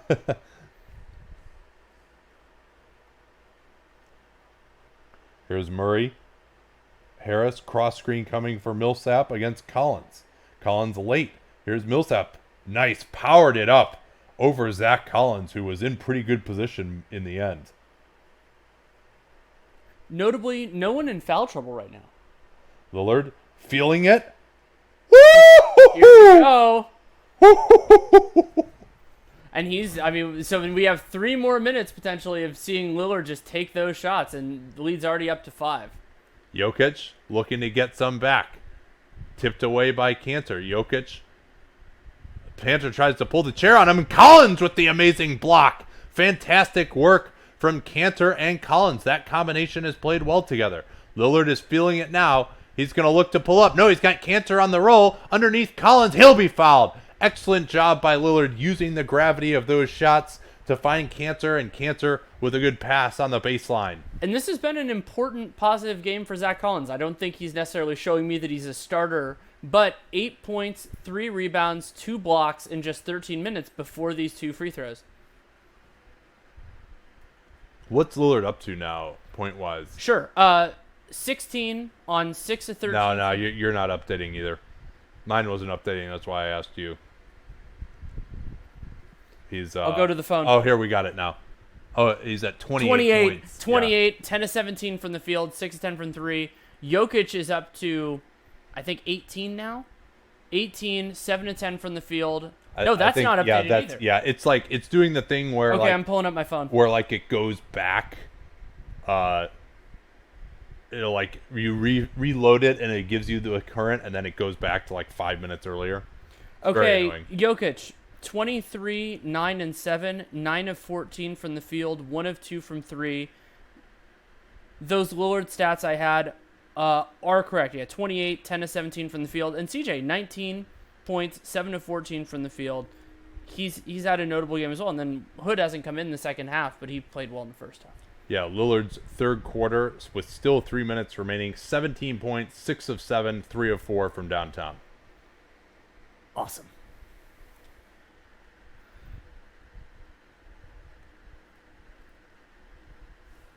And the advanced stats, it looks like those are updating properly. Portland, I think they've been around here since the end of the first half. 136 offensive rating, and that's been helped for both of these teams by below average turnovers and above average offensive rebounding. Portland has 6 offensive rebounds. Denver is up to 8. Actually, they're probably higher than that because that's on the non-updated thing.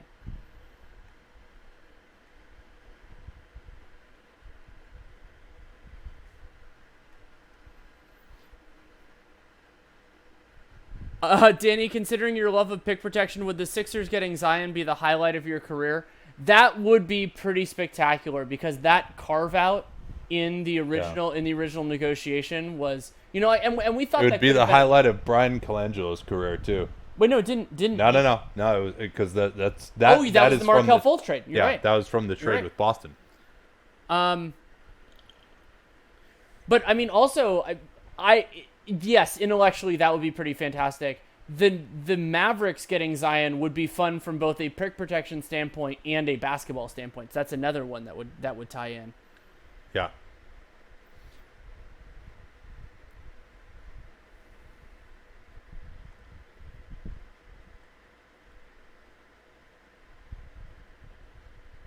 Seems like Denver's missed a lot of second, third chance points. Do the stats bear that out? That's a hard thing to get in game. The game, technically speaking, the game book could have it, but it doesn't update super quickly. Actually, game books, from what I recall, they used to not be publicly available, but when the NBA overhauled the stat site post game, they put them up there. But basically, it's a version of the stat. It's basically the same as the stat sheets they give us during games on Press Row. They now release that, and I use it a lot actually in my every player stuff because it's a format that I know how to read well. They're showing the Lillard montage here, and I mean these are some of his first deep threes of the series that he's making right now. Yeah.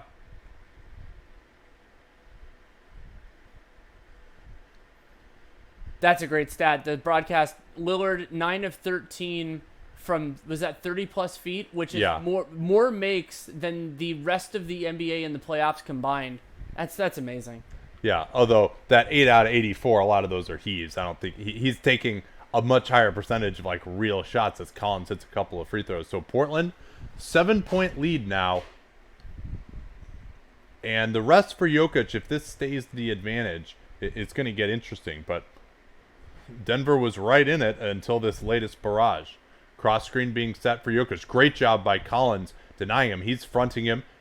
Millsap points it to the top to Jokic. They finally enter the ball with 5 on the clock. Here's a tough fade from Millsap. Rebound Cantor.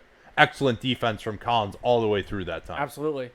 See if they set a high screen for Dame. Doesn't pull up, though. They swing it. Hood off his left hand into the lane. Behind the back. Loses Barton. Can't finish it. Here's the tip from Cantor. And this will be the third loose ball foul that Enes Kanter has drawn on Nikola Jokic. Assuming that that's on him. Yeah, I think it was. Jokic got his forearm up into the chops of Kanter. Yeah, we'll see it here. Watch the right forearm of Jokic. I think that was the best angle, but the other angle. Yeah, I saw it on the first one. Yeah. Yeah, and so Jokic is up to 4 fouls. That's another factor in Mike Malone's decision making here. That's a great move, by the way, to teach your high school kids the Moses Malone, where while the guy, even before the guy's about to shoot, but a guy you know is going to shoot, just put your toes towards the baseline and just start pushing the guy up the lane for a box out. So Cantor, 1 of 2 free throws. I was hoping you were going with the Moses Malone throwing the ball off the backboard to yourself, which is also something that high school kids... I don't think he did that intentionally. I'm not sure. So Jokic is out now. I agree with this decision. Plumlee swings it. Harris, good job by Lillard getting through the screens that time. He's energized. Harris, tough floater, not there. Cantor, and it's... Oh, no, I thought that was off Plumlee. Yeah, everyone's going nuts. Very clear to me that Plumlee hit that, and they do, in fact, change the call. So now Portland, with Jokic out, the onus on these minutes, if they can push it to, let's say, 12, it's absolutely massive. Tough to see from that angle. The NBA, very hard to officiate. That was interesting. Barton came over to grab Lillard. Now it's the flare screen for Hood. Off of that, it's a screen. Millsap steps up. Re-screen coming here. Millsap steps up again. Lillard fading away. 2-point range. Cantor corrals it. Tries to go up. In between 3 guys. Not there. Rebound to Lillard. He's got Hood on the left wing. Oh, Hood, the pass was off. He couldn't get it. Now they'll back it out. 8 on the clock. Curry thought he was open on the far side. Lillard can't get it. Couple of chances there for Portland to push to double digits. Murray goes to the floater. Tough one from the elbow. He rebounds, however. Plumlee, handoff to Murray. Murray has that same shot, eschews it, but couldn't score over Cantor. And they're going to call Plumlee with an over-the-back breaker here. This will be free throws for Portland. Yeah, Plumlee caught Rodney Hood with an arm. And that was just a useless play. Like, the rebound had already bounced away. But it makes sense. I mean, the refs, you want to call that because it's just a guy throwing an arm into somebody for no good reason. No, I mean, it's just a foul. That is also an error of commission. That's for damn sure. Plumlee. Hood, 2 free throws coming here. God. Yeah, but what's Portland from the foul line right now? Oh, wait, it's not updated, is it? I don't think it is. Maybe we can find like the NBA, the NBA.com. Their app actually usually updates pretty quickly. Yeah. Portland is 15 of 23 from the line. That's not great for a pretty good free throw shooting team. A lot of those misses are Rodney Hood. I think 3 of those misses are Hood. Does make that one, however.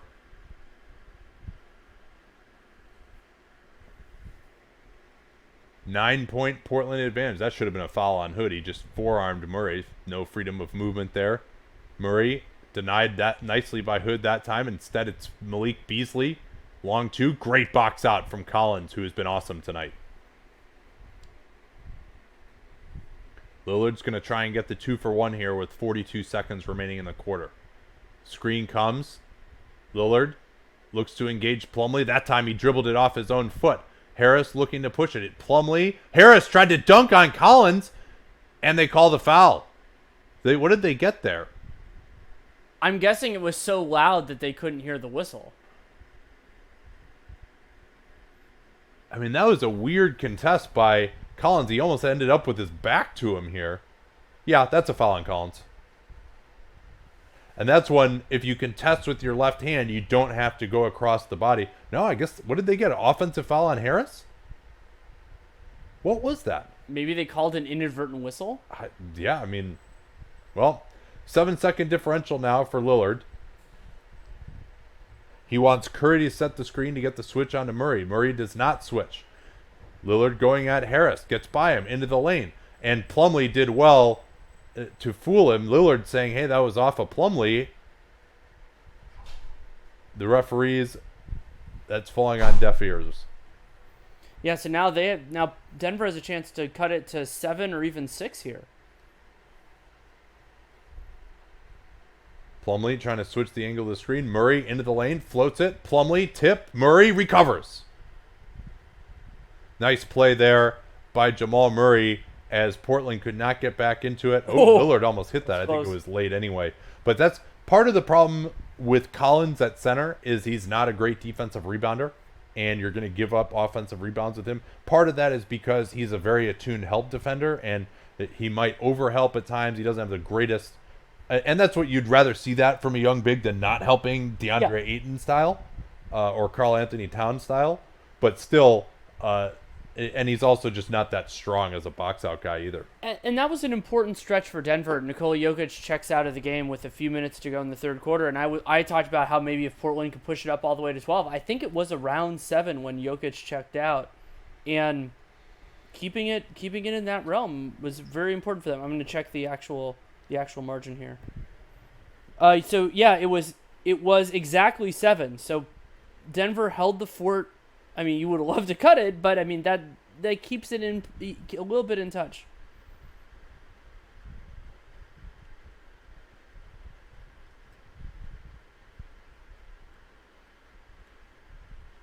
See if we have any questions.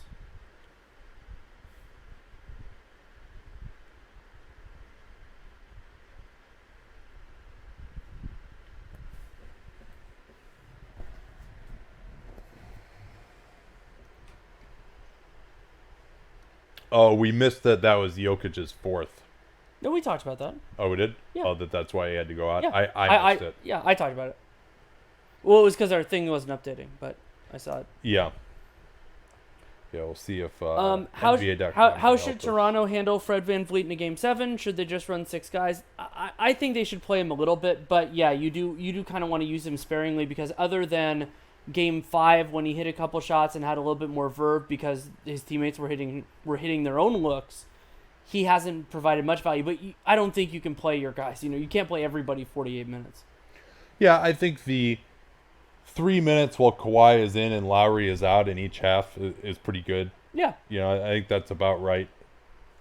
Leaving him in there when they go back to almost all their starters at the start of the second, to me, doesn't work that well. Thank you to Wordy269 for saying some very nice things about us. I'm not going to read the whole thing because I don't do that, but it's very nice. It's on Twitch if you want to see it, Nate. Portland shot chart, 12 of 23 at the basket, 52% is not great. Floater range, 4 for 9, 3 of 11 on those long twos. They'd like to be a little bit better there. But the three-pointer has been dropping for them, 10 of 22 above the break. Much of that Lillard, who had the 17 in the third, although did not score in that last 3 minutes of the period. Do you want to guess how many floaters the Nuggets have taken? 20? 19. Very good. 5 of 19 from floater range. Jamal Murray, I think, is settled way too much. 10 of 20 at the basket. 4 of 7 from mid-range. And then Denver overall. Nope, that's not updated. I'm trying to get their three-point percentage. But I can just read it from this. They're 8 of 8. They're 9 of 21. I could do math. Good three-point shooting by both teams. And then 128 offensive rating for Portland, 116 for Denver, 33% and 31% offensive rebounds, respectively there. And the turnovers, once more, extremely low in this series. So the first shot defense hasn't been bad. Both teams shooting pretty poorly from 2. But the offensive rebounds have caused these crazy offensive ratings. So once again, both teams better than pretty much the best team in the regular season. Plumlee just going to deny Turner the ball inbounds here. Turner gets open. And they'll start up with their ATO. Lillard on the bench. Jokic remains on the bench as well. Curry, McCollum. They go for the post-up of Hood on Barton.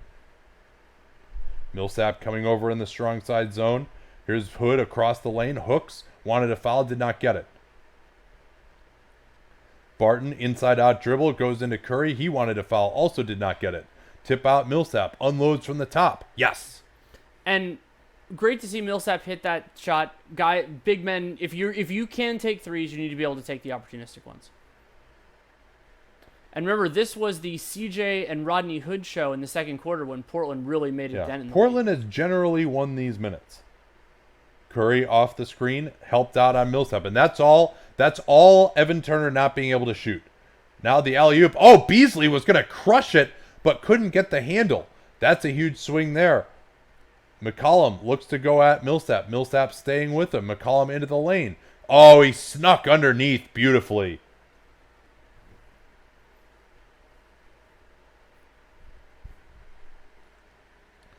Six-point game. Back to that steal. Millsap just is able to come right off at Turner at the top. And this is part of why the whole plan of, Evan Turner will handle the ball at the top while shooters come off screens. Well, you don't have to guard Turner, so you can just help out Plumlee. And there again, we see the weakness of Zach Collins on the defensive glass. He's in position on Plumlee and just could not control him. And while terrible box out technique. While there's a distinct chance that Seth Curry will not be on the floor to face the brunt, always think about fouls the teams commit at the beginning of the second and fourth quarters, because those contribute to when teams get into the bonus, and it can be a really big deal in a game like this.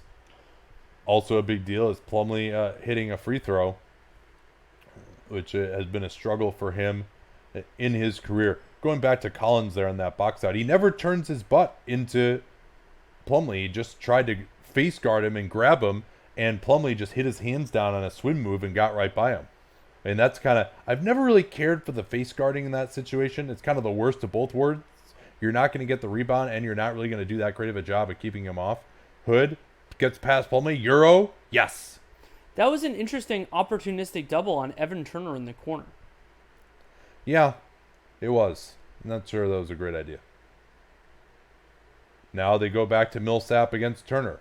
Goes into Turner. No foul is called. They ruled that Turner was straight up. Turner looking to push it.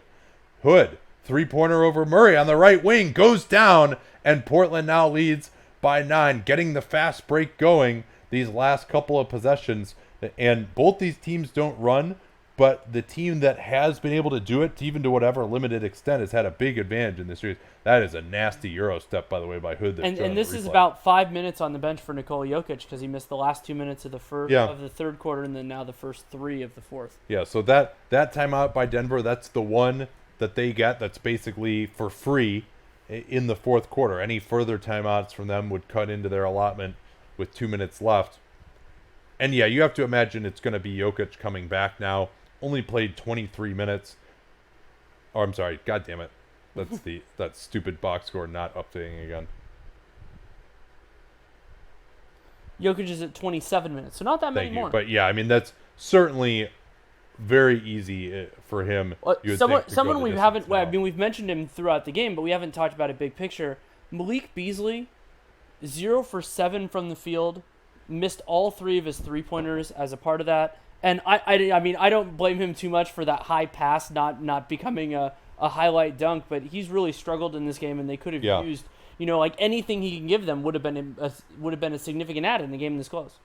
Yeah, and that was a big play because the Blazers went right back down and scored after he wasn't able to corral that. So 9-point game here. I mean, I think you might as well come back with Jokic. He'll be on 37 minutes if he finishes things out with 9:56 left in the quarter.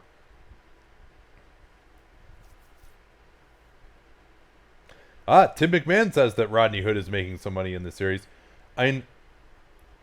This is one of those things where you got to consider the competition again, right? I mean, he's going up against Will Barton and Jamal Murray have been the 2 guys that have been guarding him in this series. Maybe Malik Beasley. So it's all about the matchups. Portland doesn't have anyone to guard him. Their good guys are guarding CJ or Dame or are out of the game when he's in there. So a lot of context. I might not be able to articulate this correctly, but you're making me think of an idea of players who are who might be benefited financially from their season ending earlier, like guys that would have gotten exposed if they had made it a little bit further, kind of like we saw a little bit with D'Angelo Russell. Bring back Jokic or throw in the towel. Oh, you definitely keep going in this. It's only a 9-point game with 9 minutes to go. You give it a few minutes, at least I would say probably at least 4. And remember, this is going to be the only time in this entire series where they get 2 off days between games. They are going to altitude and all that fun stuff, but yeah, I mean, there's you go for it when it's there to possibly get.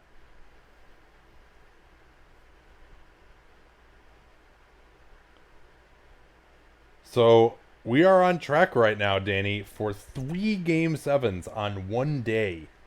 And unfortunately, we don't know what time Blazers-Nuggets will be. Looks like Rockets-Warriors will be the first game of the day at 12:30 Pacific. Sixers-Raptors will be at 4, so you would imagine Blazers-Nuggets will be after that at a normal time. So we probably will have a 7. chance to do Blazers-Nuggets Game 7. We're going to go to Rockets-Warriors Game 7, if in fact there is one. I guess. Yeah, otherwise Blazers-Nuggets becomes the first game. Yeah. Yeah, I keep thinking it's Friday. It's only Thursday. I'm starting to get to that time where I lose track of days. Harris goes off the flare screen. They set up Millsap in the post. He goes right through Turner. Collins forces the miss. And what are we going to call here? I think they're going to say that Collins got Millsap initially. I didn't see much there. And again, Collins going for the block with his right hand. I know he didn't get called for that foul previously, but he did come across Millsap's body. You try to block that with your left hand on a right-handed shooter. You don't get your armpit right in his head and pick up the foul.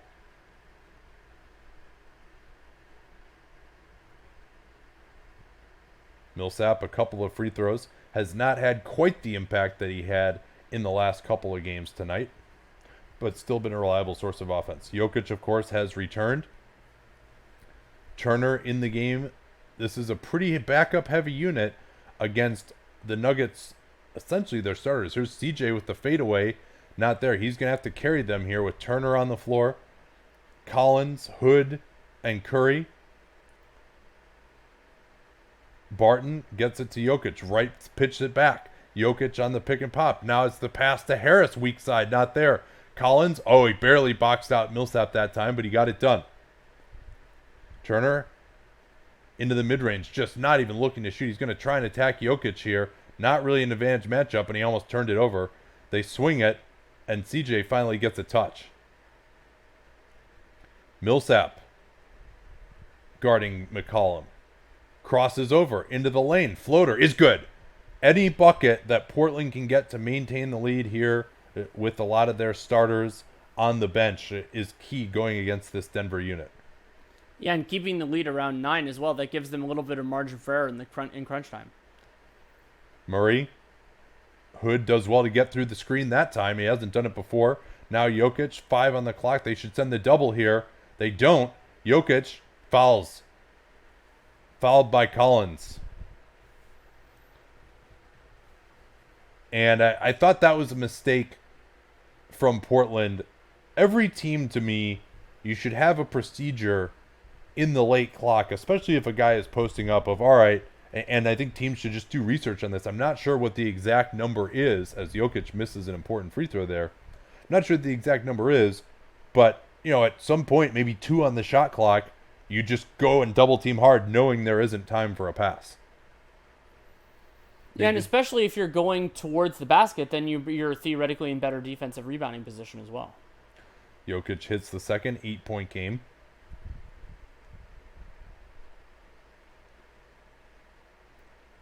See if they can get that double high screen going again here. That's not what they're going to do. Instead, it's a pitch back to CJ.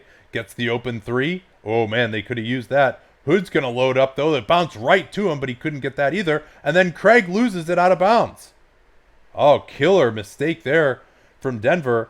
They had, and Craig looks like he ran into someone in the cameras. Yeah, and it was 4. Yeah, his hand hit out of bounds, and the pass hit out of bounds. That was that was not the injury, though. I'm not sure what Craig did to himself, but he seems to be okay. Now Hood guarded by Craig. Hood gets past him, and Craig hammers him. I don't think Craig's going to yell about that foul call. I mean, this has been Rodney Hood, for all of his flaws, you can argue certainly that in Cleveland he wasn't used that much. Certainly when LeBron was there. I can't say I was that attuned to how he was being used in Cleveland this year for that unwatchable team. But coming over here, he's shown the ability. Craig, theoretically a good defender, he blew past him on that play. And now after that made free throw, 21 points, 7 of 11 from the field, 2 of 3 from 3 for Rodney Hood. and 4 of 7 from the line. So it's looking better the more free throws he gets because he missed the first 2. Yeah, and if they want to have Hood closed, they'll probably have to find him a quick rest here, or he's in danger of playing like 18 straight minutes. And he's got to guard Murray right now, too, which is exhausting. Jokic. Oh, Murray just beat Hood easily. I didn't take the 3. Instead, he just takes a really difficult jump shot. He thought he got fouled. Now he did not get back. Turner, as the Blazers didn't have good floor balance on that break. Turner going to try and attack Jokic again. Gets it to Hood. Pick and roll. Hood doubles the dribble, and now he passes it out to Curry for the 3. Yes, they got it to Turner underneath. Ball movement. I butchered that call, but Steph Curry did not butcher the shot. And wisely, he took the shot himself instead of passing it to Collins in the corner. But yeah, I mean, that pushes the lead to 13. And remember, Damian Lillard's been on the bench for this entire fourth quarter. Yeah, and Jokic has been out there.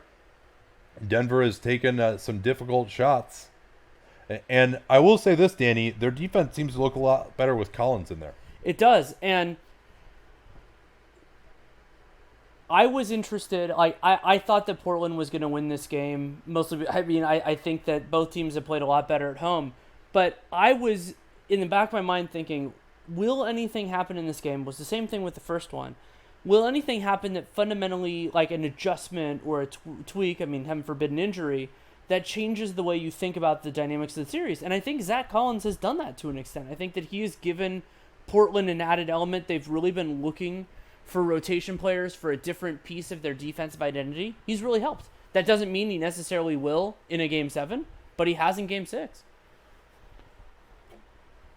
Yeah, so Lillard has gotten plenty of time here, almost 5 minutes. He had 6 minutes in the first half. You imagine he will come back now to finish it out. He's only on 30 minutes for the game. Another interesting question will be, are they going to stay with Evan Turner? I think that would be a mistake. He really has not been a part of what they're doing positively, other than just that nice pass off the pick and roll just now. So I think you go back to Cantor and Collins together, and then maybe even go Lillard, McCollum, and Hood. Hood might need a brief rest here, so maybe you go with Curry at the 3, and then you get Hood right back in immediately. Oh man, this Acura commercial just angers me so much. So here's the schedule if there are 3 Game 7s. I'll do it in Pacific time because that's our time zone. Warriors Rockets 12:30, Philly Toronto 4, Portland Denver 6:30. All right, that makes sense. Yeah, it's about what we thought it would be. And if this one goes 7 and the Philly series goes 7, but the Warriors win their game tomorrow, then it is 12:30 and 4 o'clock. So there's a little bit more of a gap. And as I said, the early game is a Western Conference game either way.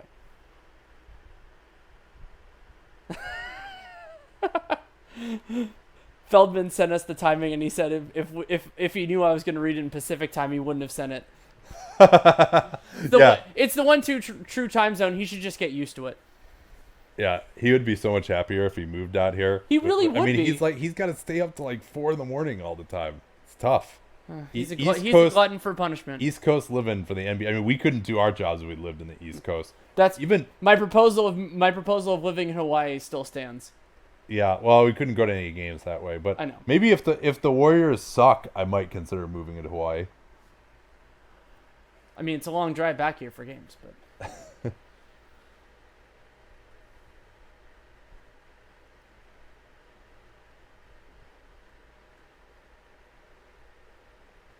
Oh, that's something to keep track of. Somebody asked if Aminu and Harkless get the Bogans again. Have those guys come back in? Not yet, no. Oh.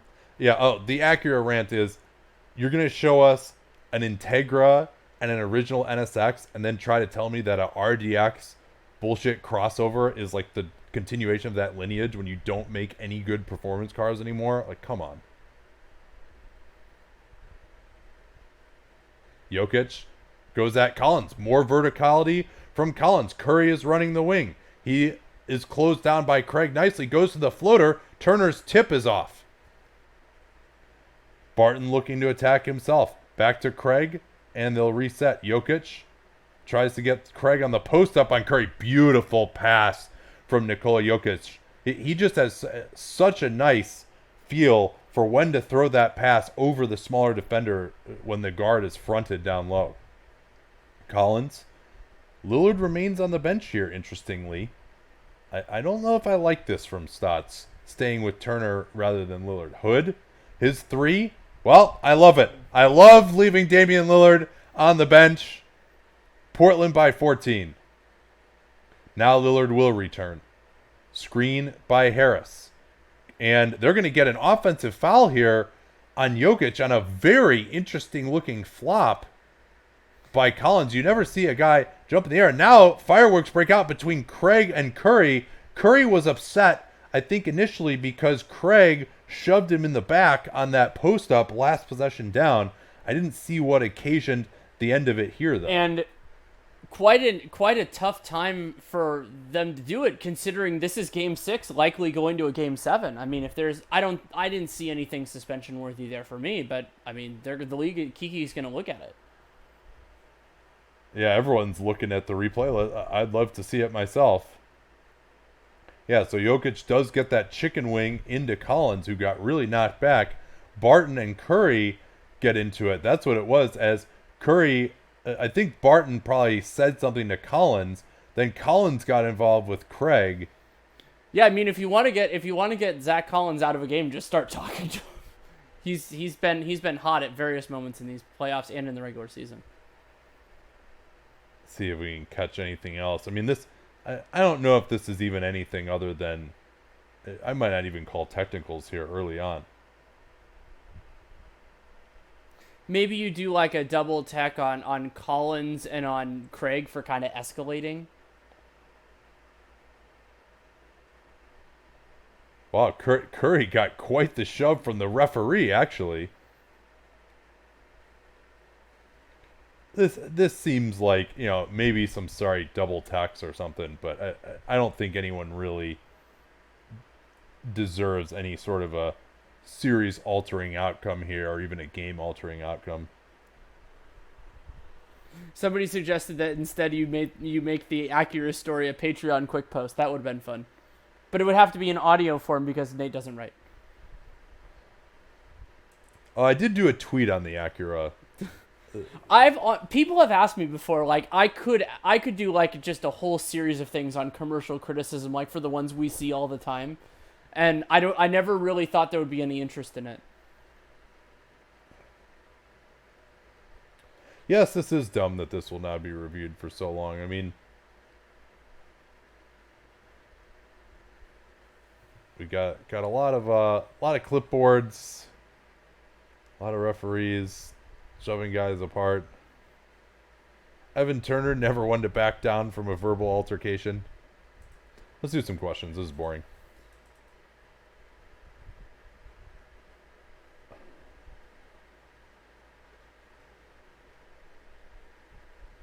I wish I could own an Acura. That is not true. Now that it's a distinct possibility, what are your favorite realistic LeBron trade destinations? I don't think he's getting traded. But, I mean, figuring out his trade value. An incredible player, but he's paid... So he got a 3+1, so that means it's functionally a 2+1 at the full 35% max. So it's an absolute positive for basically any team, unless there was theoretically a team that was so bad that he wouldn't elevate them to a playoff team. But would I give up the farm if I were a good young team? Probably not. Who are you talking about again? LeBron. Theoretically, so they asked about LeBron trade destinations, and I noted that he's not getting traded. But Warriors' chances tomorrow, I'd put it on the order of 25%. Yeah, that's about where I'd be. Somewhere between, maybe 30. But that's about the same. Oh, somebody said a reminder to plug the Patreon. Thank you. That's a good thing to do during this time while we're waiting for questions. Patreon.com/Duncan LaRue. Subscriber-only podcasts. We might do a subscriber-only podcast on the fourth quarter of Sixers Raptors because that was so enthralling. subscriber mailbags, salary cap sheets. That's an unsubscriber only podcast. No, I think people would enjoy hearing us rant for 20 minutes. Oh God! But we're back. Let's not get too big for our britches here. Here's the drive by CJ. He gets the shove off on Jokic. Jokic gets back for the rebound nicely though. Now Murray gets the drag from Jokic. Floater hasn't fallen. Jokic loads up the three. Yeah, Nikola Jokic brings Denver within 11. Murray did well not to settle for the floater and got it out to Jokic for the three. I'd like to see Jokic more aggressive now from downtown. Lillard is back for Curry. McCollum in the lane. He's missed a couple of makeable shots now. And this is a stretch where I really don't like Evan Turner being on the floor. Oh, yeah. And Murray pulls the three. Oh, nice job by CJ. That one could have bounced right to Millsap, and he tracked back for it. That's the kind of rebounding you need from your guards. They're going to Hood against Murray. Faces up. Murray, not a lot of pressure. Hood might just shoot over him. Millsap, strong side zone. Hood directs traffic. Double team comes from Millsap. Turner out to McCollum. His three-pointer. Not there again. 3 straight misses on pretty decent looks from McCollum. Jokic waves away Craig trying to post up. Out top, Millsap. Looked like he traveled. Instead takes the three. Not there. Murray, offensive rebound. Can't score. Collins tracked back to affect the shot. Lillard again looks like he is totally gassed. He hasn't even tried to do anything yet either. Looking to get warmed up a little bit. Gives it up to Collins. Harris knocks it away. I mean, this is all just Lillard being exhausted here. Let's see if he can do anything. And he's going to draw a foul. No, he's not going to draw a foul. He's going to score, though. What a shot that was. And now he's up to 30, 17 of those 30 coming in the third quarter. Yeah, and Lillard, I mean, that's not what he needed. 24 seconds of dribbling to get his win back. Harris off the elevator doors to attack Lillard. His three-pointer is off. Good look. Could not knock it down. And now Portland in very good control with this exchange. Jokic knocking it away. Lillard recovers. They're getting a little lazy on these plays. Collins has got to be tired too. He's been out there forever. Lillard fading away. Not there. But only about 7 or 8 possessions left here for Denver to make up this 13-point deficit. They got to start hitting some threes and getting some turnovers, which they are not great at. Good dig from McCollum on Jokic prevents the floater. Murray attacking Collins did not go up. Now he takes the jumper and hits. And while they ended up getting 2 points off it, I like that Portland made Denver work a lot of the shot clock to get that, because that's the other way you can reduce the amount of possessions in a game like this, is make the possessions longer. Worth noting, by the way, Denver only on 1 timeout at this point. So that could hinder a potential comeback attempt as well if they are able to make it closer. Just so to make it clear for people, we are doing the NBA cast tomorrow for Warriors Rockets, and we are recording Dunked On tonight. We will talk about both of these Game 6s, and we also have a segment with Aaron Jackson, which will be awesome. So we'll do that, and then we haven't really figured out the exact chronology for Dunked On over the weekend. I think it's going to depend on the quality, like the urgency of Game 6. You know, if we need to do something on that game, we will.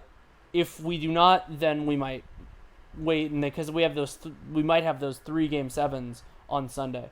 Yeah, that'll be one of like the best days ever, at least going into it. I mean, and this second round has totally lived up to its billing so far. Absolutely. The only series that was a quick one has plenty of narratives coming out of it as well. Yeah. And I'm happy for the Bucks that they get a week off. They're dealing with so many injuries that their guys get some time to get right. 3-person cast tomorrow with Ethan. Unfortunately, he is traveling with the team, so he would not be available. And since, we aren't actually able to pay our guests anything, I don't like to push my friendships too much on that. I love pushing my friendships. Here's Turner remaining in the game. He's guarded now by Jokic. Backdoor Collins with the dunk. We're really close to done here, but we'll keep going, of course. Yeah, and that was the screen, they double teamed on Turner for some reason, and then Millsap jumped out. That left Collins wide open to roll to the rim. Murray trying to get Harris, McCollum right on his back. Collins with the block, but a blocking foul is called. I think they're going to get Dame Lillard for this. Good call.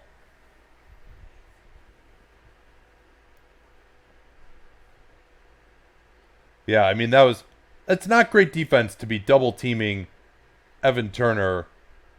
You don't need to 22 feet from the basket. Yeah, exactly. And this has been a big game for Zach Collins. We'll talk about that a fair amount on the podcast. And what it opens up in terms of Terry Stotts playing him with Kanter, playing him without Kanter, with more confidence in what will be I talked about this in the Philly game about how that's going to be the biggest game in a lot of their careers. That's true in this series too. I mean, some of the Portland guys have been to a game. They went to the Western Conference Finals, didn't they? Portland? No. They lost in the second round of the Warriors. Yeah. No. So, yeah, I mean, that'll be the big game in a lot of these guys' careers. Turner attacks Jokic off the dribble, forces the help from Millsap. Murray rotates onto Collins. Now McCollum, he's got Murray, and they're going to clear out for him here. Into the lane, McCollum, well defended, tough fade. Oh, wow. What an impossible shot. He misses those last one way and three. Then turn around. Oh, that was incredible. That was reminiscent of the one that he hit in one of the overtimes. I think it was second overtime in Game 3. Murray, he's got Jokic up top, does not get it to him in time. Jokic tries to go at Hood, and Hood will be called for the double forearm on Jokic. And when Denver's in the bonus, that doesn't really produce. I'm sure he wasn't thinking about that when he committed the foul, but even if it's just having him rumble to the lane, that takes an extra couple seconds.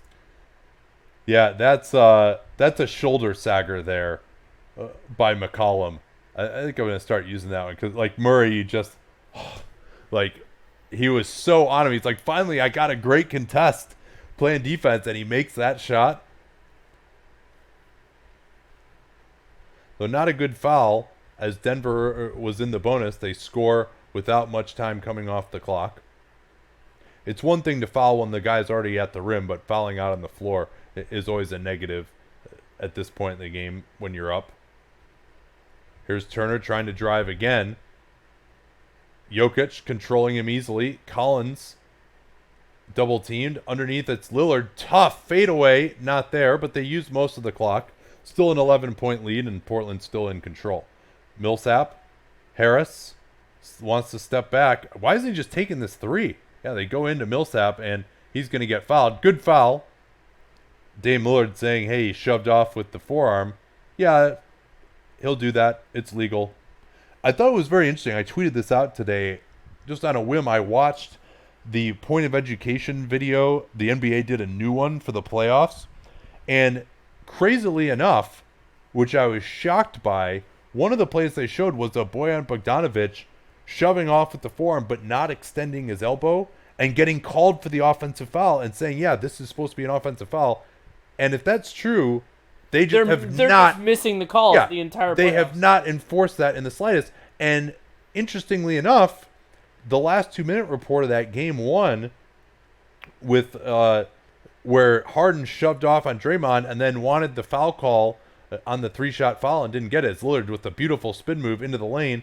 McCollum, nice closeout by Murray, but now he beats him for the 3, and that'll ice it. That was a great relocation by CJ, just sprinting after he handed off the ball. I mean, and for Jamal Murray, you close him down, you do a great job, he gives the ball up, Murray relaxes. I mean, that's the kind of mental energy you need to guard these type of players.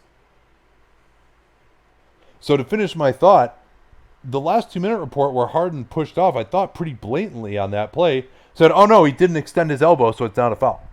So a little bit of a contradiction there, and you guys know I'm making this into like a crusade. Jeff says, I think the Sixers Toronto series has been boring with not a lot of close games. I think Game 2 was a really good one, and Game 4 to me actually was a classic. I thought really Leonard's performance, that crazy 3 that he hit with under a minute to go, I really enjoyed that. It's been one of my favorite games of the playoffs, actually. But, I mean, 4 of the 6 games haven't been particularly close, but yes. got 2 good ones out of it. That's okay. It hasn't been this series, to be sure. Should Paul George demand a trade? He's got 2 guaranteed years left on his contract. I mean, he does apparently like it there. I mean, it depends what's important. If he wants to win the championship. What did he think he was getting into?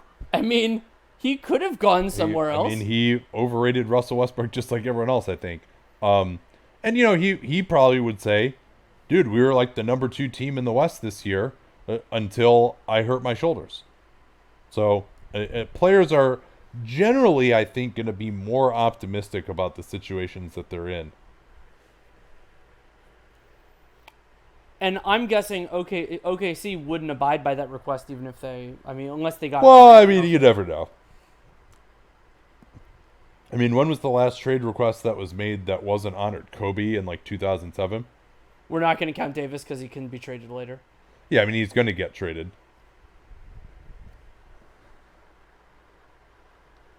Here's Murray on the drive. Collins has been so good, as Murray's going to pick up a foul here that I didn't really see.